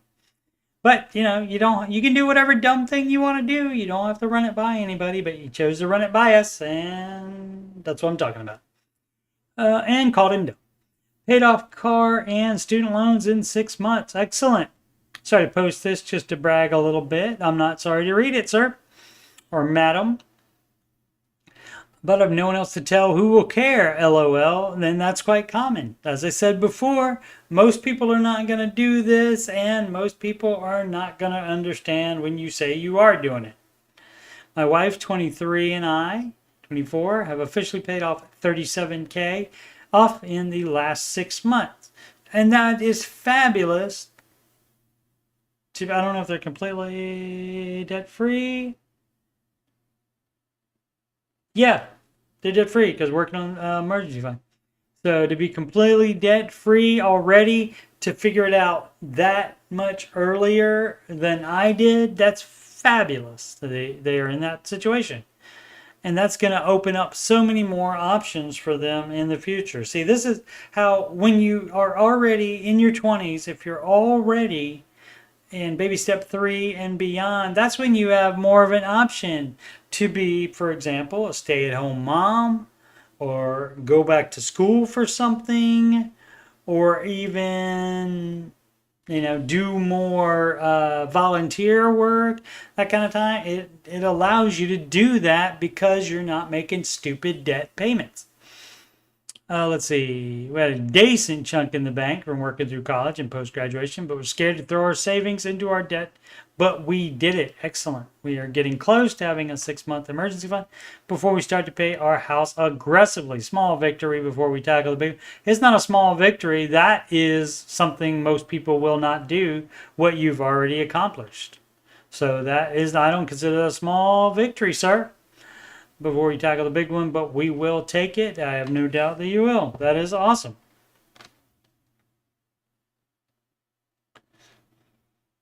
Let's see, emergency opinions. Okay. It's an emergency. Get somebody's opinion. I received an inheritance of significant amount.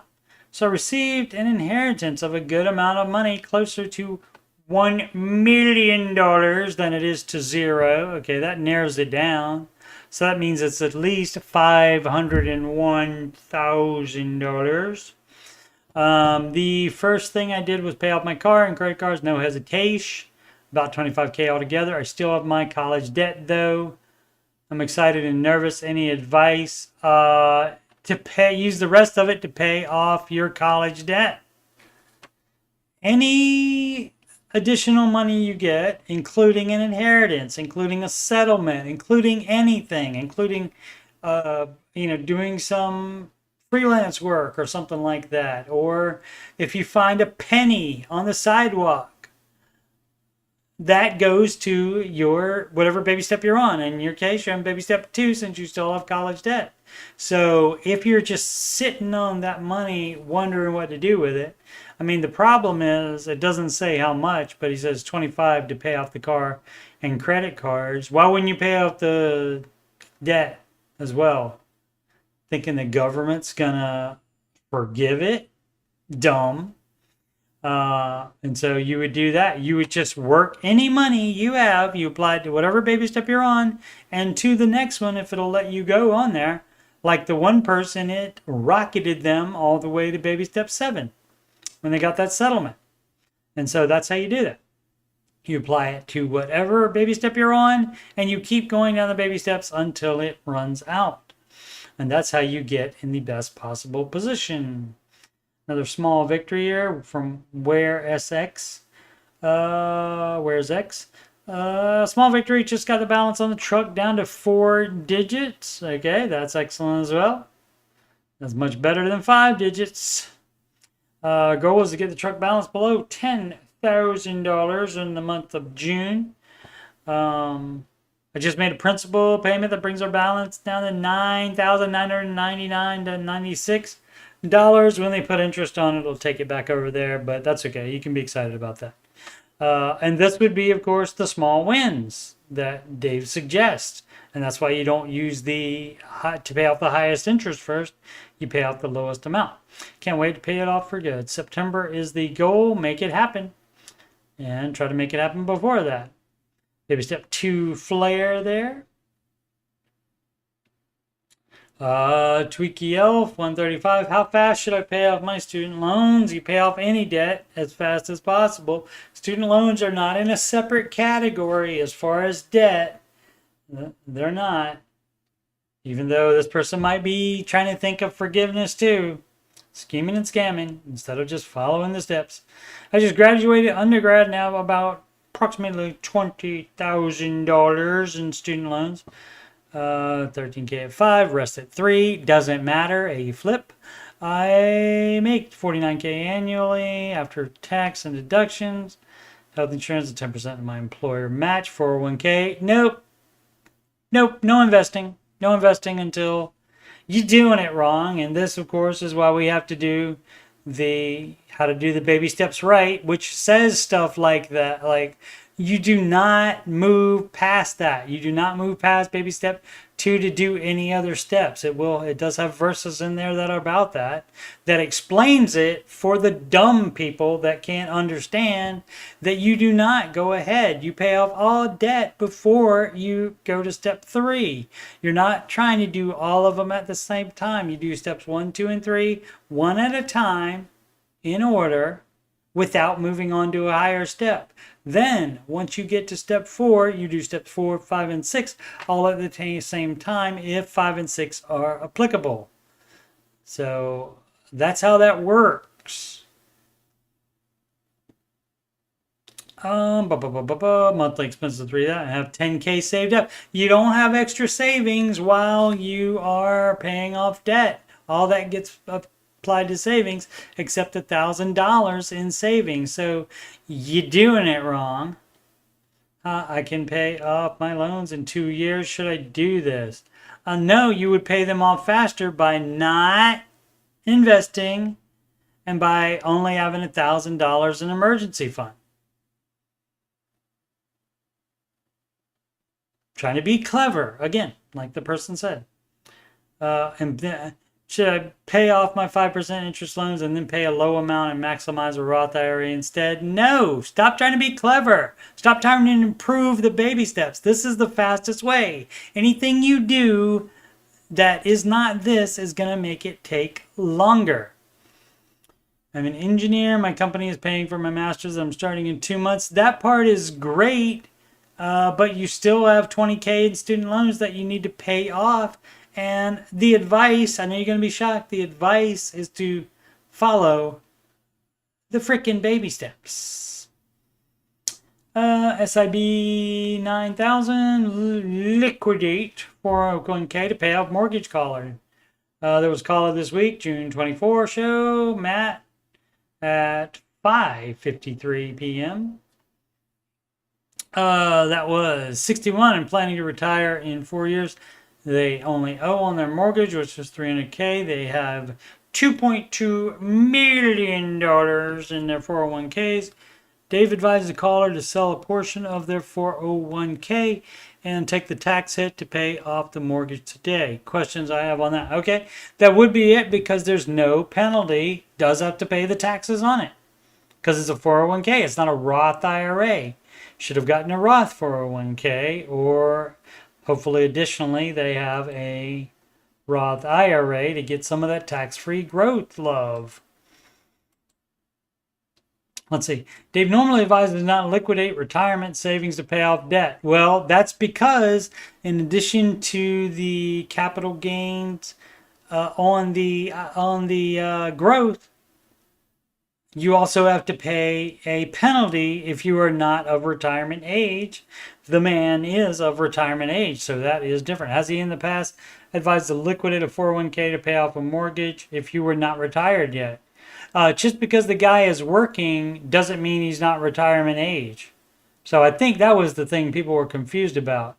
If you're retirement age, you can take that out. 59 and a half is when you can take that out without penalty. So, not understanding. Might want to Google 401k. To me, it seems caller would stick with baby step 4, 5, 6 for the next 4 years and continue to pay down the mortgage if you were not retirement age, yes. They could pay it off in that time, depending on income and savings rate, and avoid taxes and lost investment growth over 4 years. Or at least pay it down significantly before retirement. Yeah. I know Dave has advised to liquidate non-retirement investments and take the tax hit. Yeah. And that's the same thing because it's just the tax hit because he's retirement age. Why don't people understand? But I was surprised to hear him say, look what the caller did indicate. He wanted the peace of mind. Yeah. Of being completely debt-free. This is actually a call that I heard. So I suppose Dave was taking that in consideration as well. No, not really. Not really. Again, it's because he was able to take the hit because there is no penalty on that because he is retirement age. That's the whole thing. The caller would also be able to increase investing over the next 4 years without the mortgage payment. Exactly. Exactamundo. And you get to continue contributing to the 401k. I mean, the Roth IRA. You would get to keep contributing to, uh, as long as you do have the income. You got to have the income. And I think even like disbursements like that and Social Security count as income, I believe. Let's see. Master release 8218. New job anxiety. Hello. Hi, guys. So I'm a 25-year-old male. I work in construction and have a college degree in business administration. Just got offered a sales job for a very well respected insurance company in the city I live in. The thing I'm struggling with is I enjoy my job and have great relationships with it, but it is hard on my body. I don't know if I want to do it for life. Right now I love it because my boss is great and schedule very flexible. Only thing I can make more money with the new job, right? But I'm not confident in it at all. I'm also scared to ruin any relationships with my boss at the construction company. Why? What do I do? Any tips for me? Why? What is going on there that, I mean, you're like, say this is your first job and this is the only place you worked at, or you worked there a long time or whatever.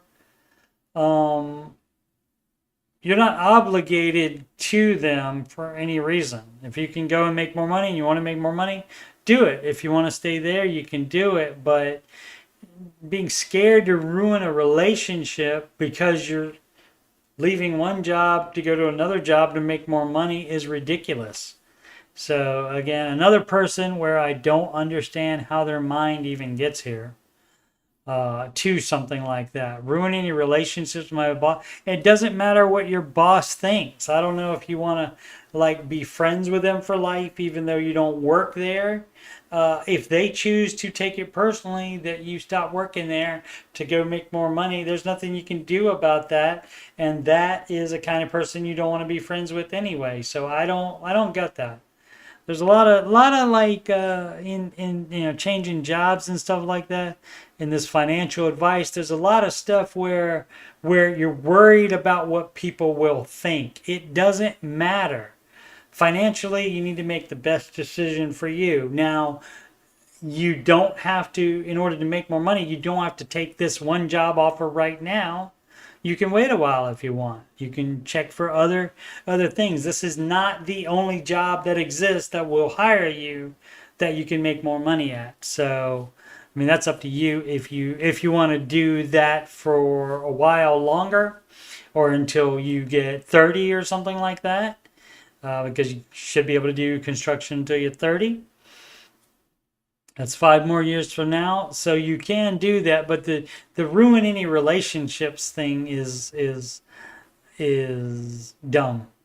Really, it doesn't matter what people think. And actually, so like you're concerned about the boss. Like, are you gonna run into your boss in your normal everyday life, or you guys constantly texting and stuff like that? Are you actually friends? I mean, that would be a different thing if you're actually friends and it's not just a good work relationship, which it sounds like it's like. And so yeah, new job anxiety. And so that might be the whole problem there, the anxiety that may lead into the scared to ruin any relationships. And so that's why, and thinking other people's opinions matter in your finances, they do not.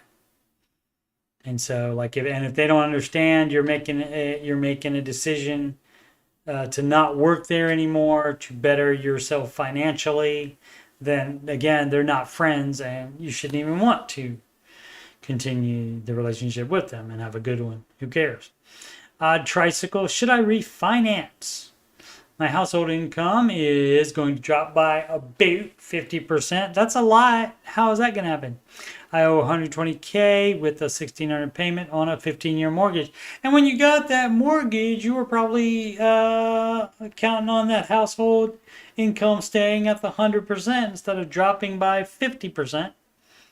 Currently, this is 20% of our take-home pay. Starting in August, this will increase to 40%. Should I refinance to a 30-year to drop the payment to around $1,000? No. If you can't afford it on a 15-year loan, then you need to sell it and move down in-house.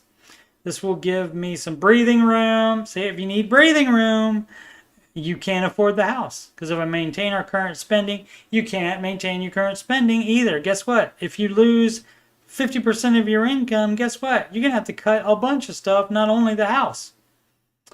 We'll be over budget every month. Thanks for the advice. If I have no other debt, thank goodness. That makes it much easier.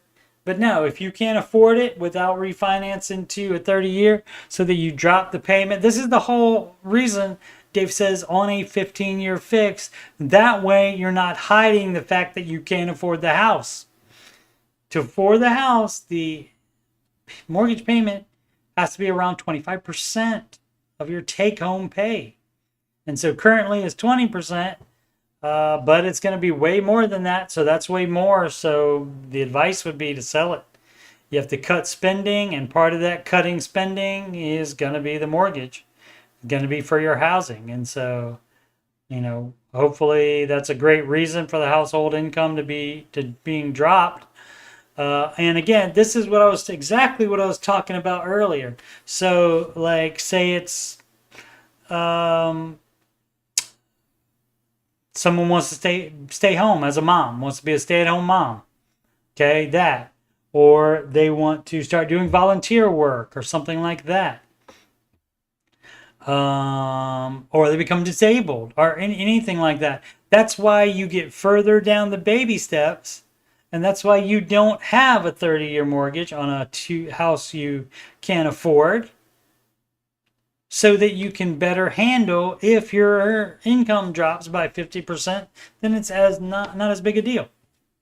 So, but yeah, there's no refinancing. No. You address the problem. And if you can't afford it, if you can't cut enough other stuff, would love to know what that is, though. But I'm not going to click on see with the comment. 21 comments. A little bit too much to go through. If it was 10, I might try to see if they said. But I feel like, for me, if they wanted us to know, they would have said why. But that is very important, to know why. To know if it's something dumb or not. And because you can't do two dumb things, definitely, in a row. Keep that house and also have the household income drop by 50% for a dumb reason. So interested, but not interested enough to go through the comments. Minute code 6671 is not having any credit cards only until the house is purchased. No, it's forever. As soon as you use a credit card one time, that is debt. So no, that is forever. How would one rent a hotel, since pretty much all hotels require credit, not debit card these days? False. Apologies if this has been asked before. Everybody thinks that. Everybody thinks you can't get an apartment. Since I've had an indeterminable credit score, I have rented three apartments since in the past 10 years. So that covers recently as 2 years ago. Nobody said anything about it. I told the apartment ahead of time so that they would know. I said I don't have a credit score. It's indeterminable because I don't do debt at all. And so just told them ahead of time, and it was not a problem with any one of them. None of the ones I talked to said, oh, you got to have a credit score to work here and in a hotel to stay here. No, that's a myth. That's what people say to try to get you to think credit cards are necessary. They are not necessary. Credit score is not necessary. No.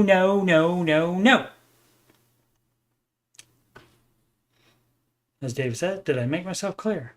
Proud Cat 8400. Worried I'm not saving enough. Well, if you have debt, you're not saving at all, dog. You save $1,000 and you're done. Until that debt is done. Purchased our first home in 2021, 2-bed, 1-bath. Doesn't matter the interest rate. I have loved living here. Great. But starting to outgrow the space. How? Our incomes have significantly increased. Don't buy more stuff that can fit in the house. We purchased the house. Wait till you buy a bigger house and then put more stuff in it. But don't, because you make more money, that is not oh, I need more space now all of a sudden. Dumb. That's a dumb reason. Last month we bought another home in the same, already did it. They already did it. And that same, yeah, you should be worried about a lot of stuff then, since you bought another home. 4-bedroom, 2.5 bath. It has good bones, but needs general updating. Okay. A, you don't necessarily need more space. B, you do not buy something that's going to need you to spend a lot of money on to fix up. Most of this we can do ourselves over time. Yeah, but it costs money. You got to have the money to be able to do that. Because of the new house, our ability to save has significantly declined. Of course.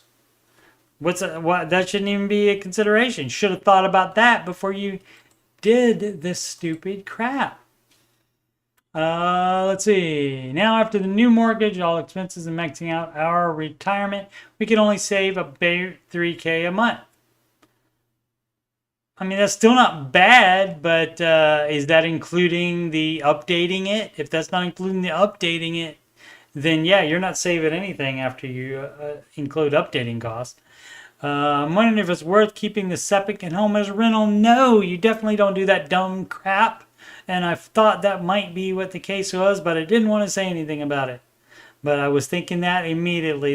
I was like, please tell me they didn't keep it's not the second home, that was the first one.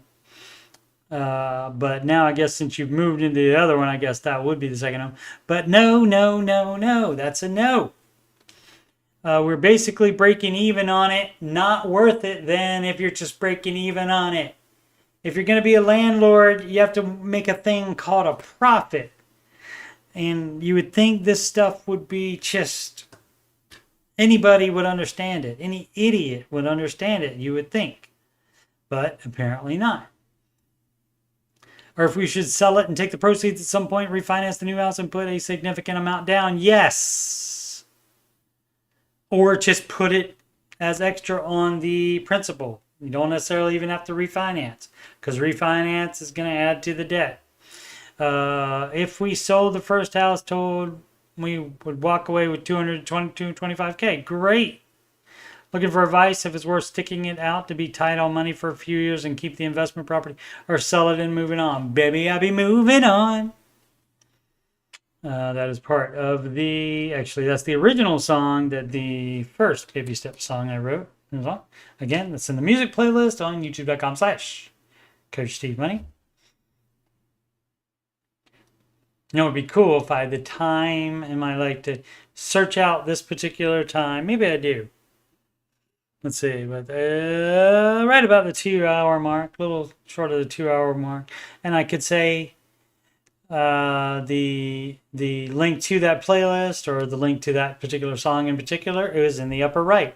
And we'll see. Don't hold your breath that I put that up there. But if you're looking at this after the fact, it's possible. But yeah, no, you would not do that. And again, you have to be thinking about being a landlord before you just decide to move. It doesn't become an afterthought because you are moving to a different house. That is dumb.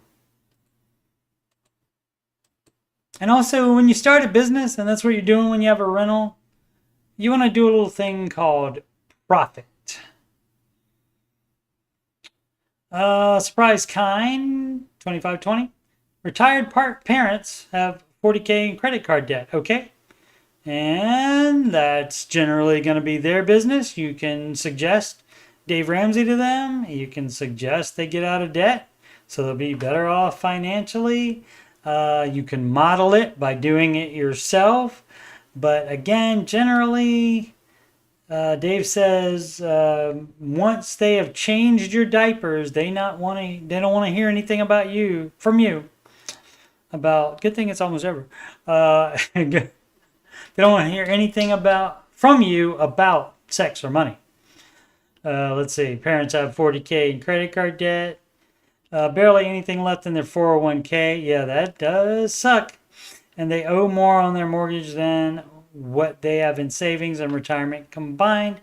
They both downgraded their vehicles, giving up leases and purchased vehicles. Okay, that's a start. That's a start. This will free up $400 each month. Great.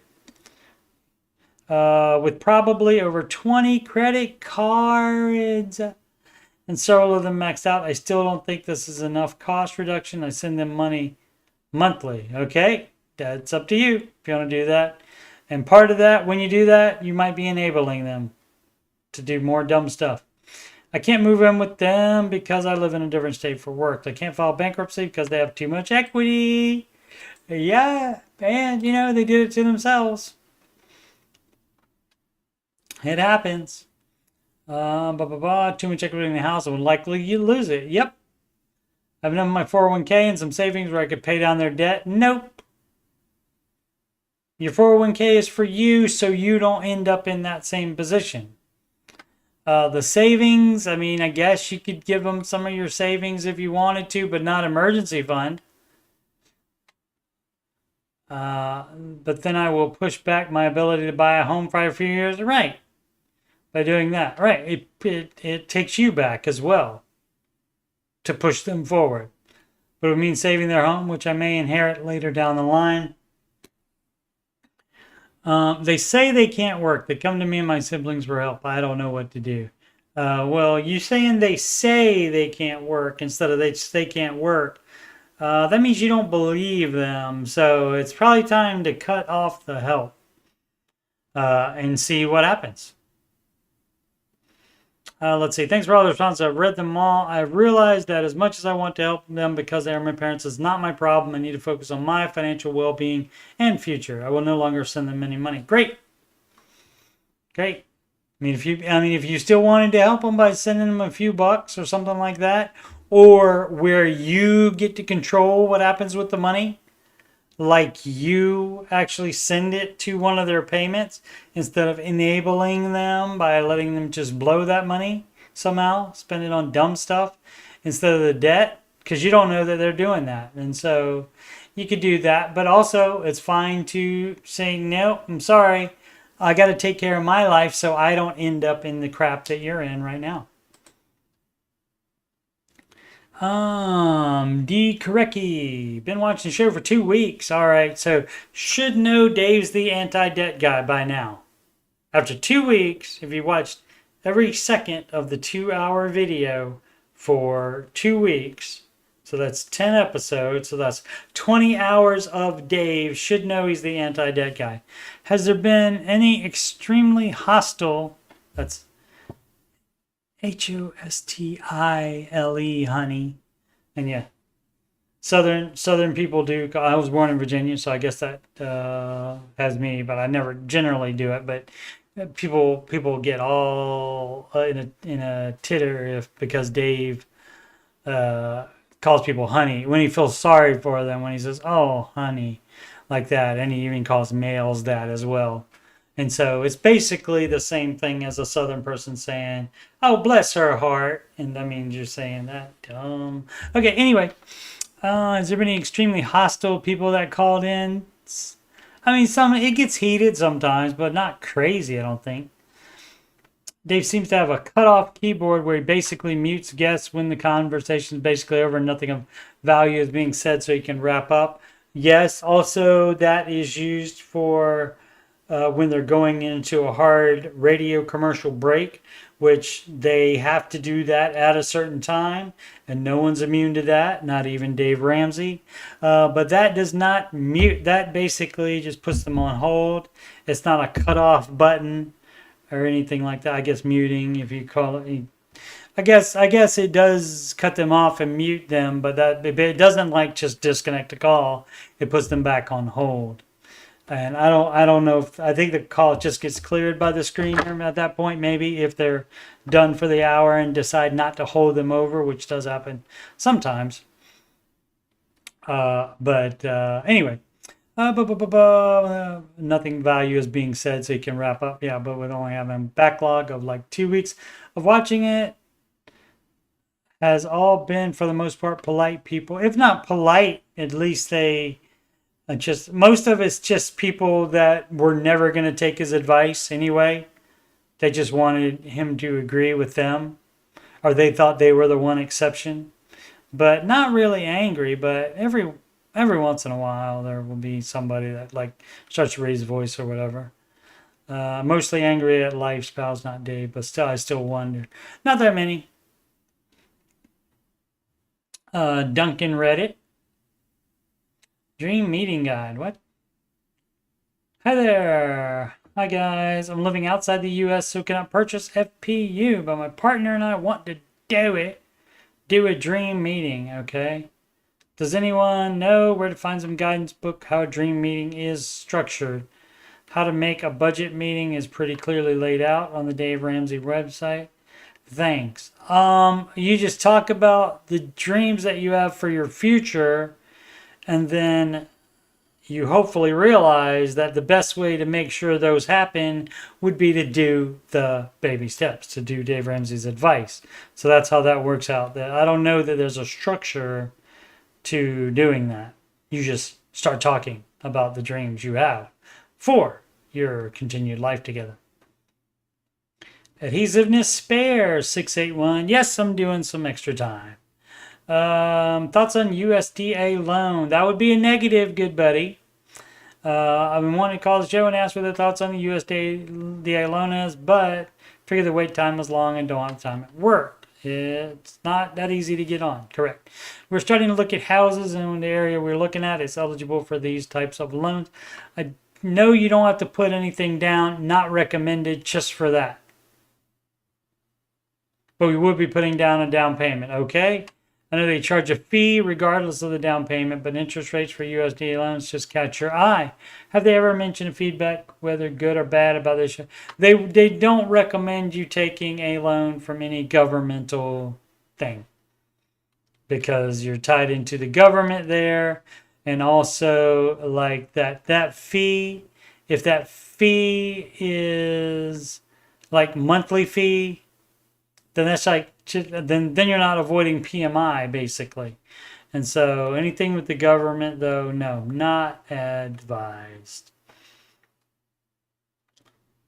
What to do with rental home sale proceeds? Again, can we guess? Anybody guess? Can anybody guess what we do with any extra money, including this? It does not matter where the money comes from. That does not change where it goes to.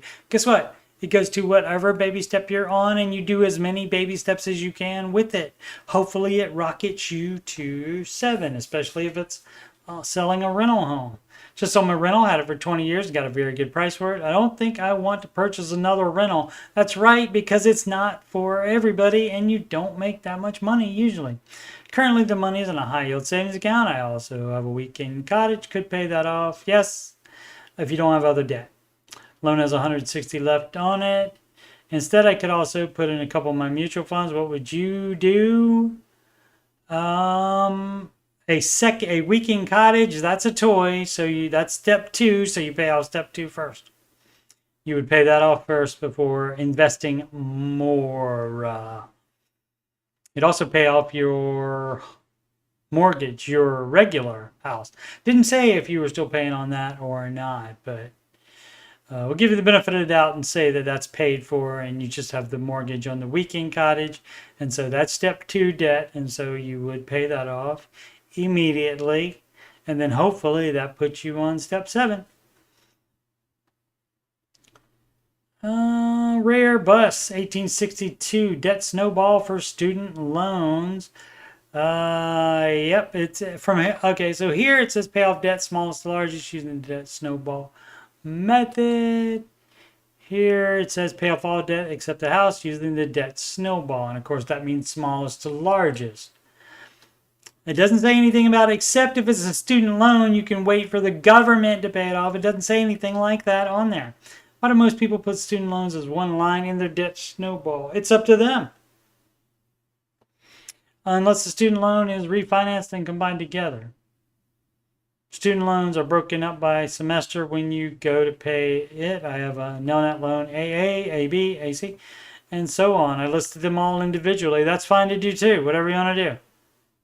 Also, no one mentions how you would pay off student loans faster with less interest if you paid the same amount bi-weekly. So instead of paying $300 a month, you would pay $150 every 2 weeks. That's fine.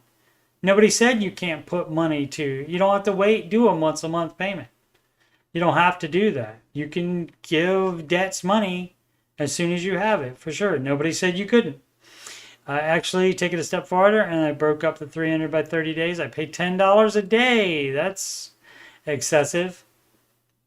But, you know, if that's no problem for you to do, and they allow that many payments, some companies don't allow that. And since I pay daily, it takes almost all principal payments with little to no interest. It also doesn't give the interest time to accrue. I set this all up in auto payment, budget my minimum payments to go like this for all the student loans. Great. That's good for you. That doesn't mean everybody else has to do it.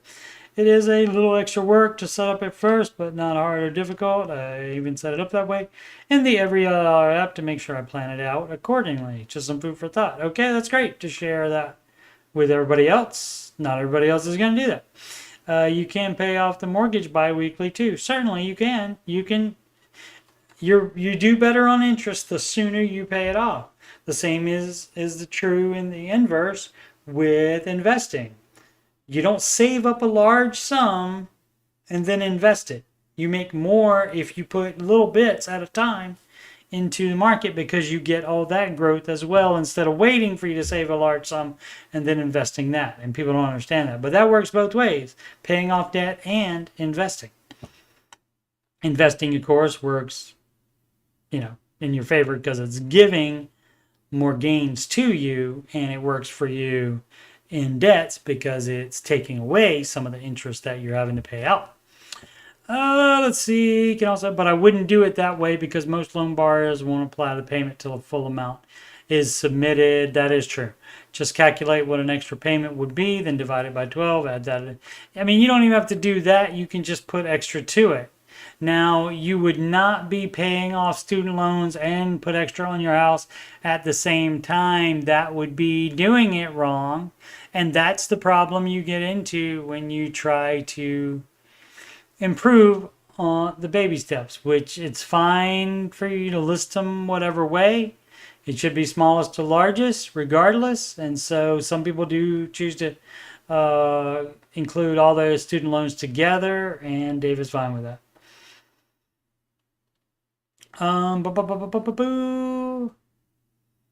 Where were we? At that amount, telling us how to do the math on that mortgage thing.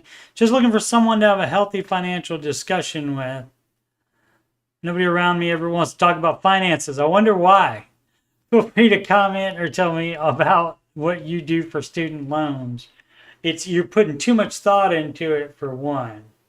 Okay, the fact that you thought that was a good idea to do for yourself, great. But then you're like, oh, I gotta share my smartness with the rest of the world. You know, I don't know, dog.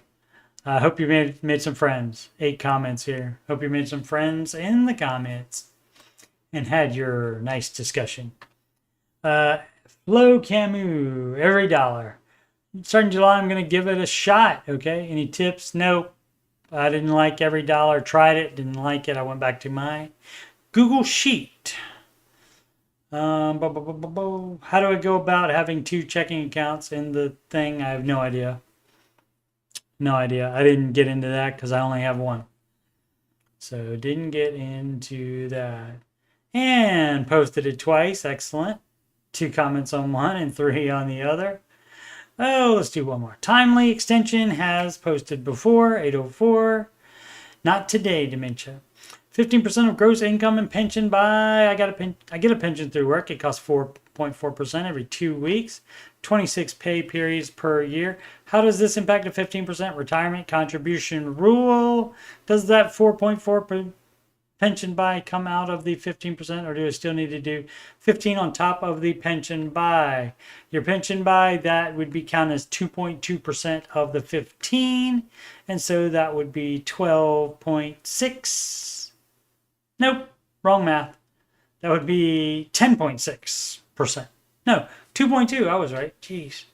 I was closer to being right. Got confused by seeing the 4.4. So we divide that by 2 because it only counts as 50%. So that's 2.2%. So that would be 17.8. 17. That would be 12.8. 12.8 plus 2.2 is 15. Yes. Confirmed. So yeah, you would do 12.2 on top of that. Roth IRA would probably be the best bet for you to start with, unless your work also offers 401k in addition to pension, but I don't think they do that most of the time. Alrighty, it's been real, it's been fun, it's been real fun, but 2 hours 15 minutes is enough, I think, and you, the fine viewer, probably agree on that. Again, youtube.com/coachstevemoney. Scroll down this stream, answering your financial questions with Ramsey Solutions Certified Coach Steve Money. That is me. And this is the 103rd one of that. So plenty other questions and answers for you to listen to. Plenty more options of me telling, chances for you to hear me telling people they're doing it wrong and saying things they're doing is dumb. The music playlist, 9, soon to be 11. Ramsey adjacent songs in there. Do give those a listen if you're so inclined. And of course, the Ramsey Show After Show. And there are 376 of those already. And those are a little bit different than this show where I basically just answer the questions. But I do some singing, some of those songs, some singing of actual songs, the way they were written. And I have like news stories. I talk about the market, what the market has done that day or lately, and so forth on the Ramsey Show After Show. And again, the next one of those is going to be July 4th, right after the Ramsey Show replay. Alrighty. And there we go. Upcoming streams, answering your financial questions. I do that every Saturday and Sunday at 4 p.m. Eastern Time, and that Ramsey Show After Show is going to be on Thursday, July 4th, hour Independence Day, approximately 6 p.m. Eastern Time. You can schedule a free financial coaching consultation assessment with me. It is through video conferencing. You can do that at calendly.com/coachstevemoney. You can email me if you have any questions about the Ramsey advice or coaching, coachstevemoney@gmail.com. Channel donations can go to paypal.me/coachstevemoney. Alternatively, the Cash App, $CoachSteveMoney. Or Walmart gift card to coachstevemoney@gmail.com. Can also do the super chat, stickers, and other options that they have for your donating pleasure. All right, and of course, most appreciative of the views and the watch time. Thank you so very much for that. Again, very honored because there's a ton of stuff you can watch instead of this old guy, and so I appreciate it. A very huge amount. Alrighty, thank you so much for watching. Please subscribe, like, and comment, and thank you if you've done that already. And of course, we end it by saying make smart financial decisions every day.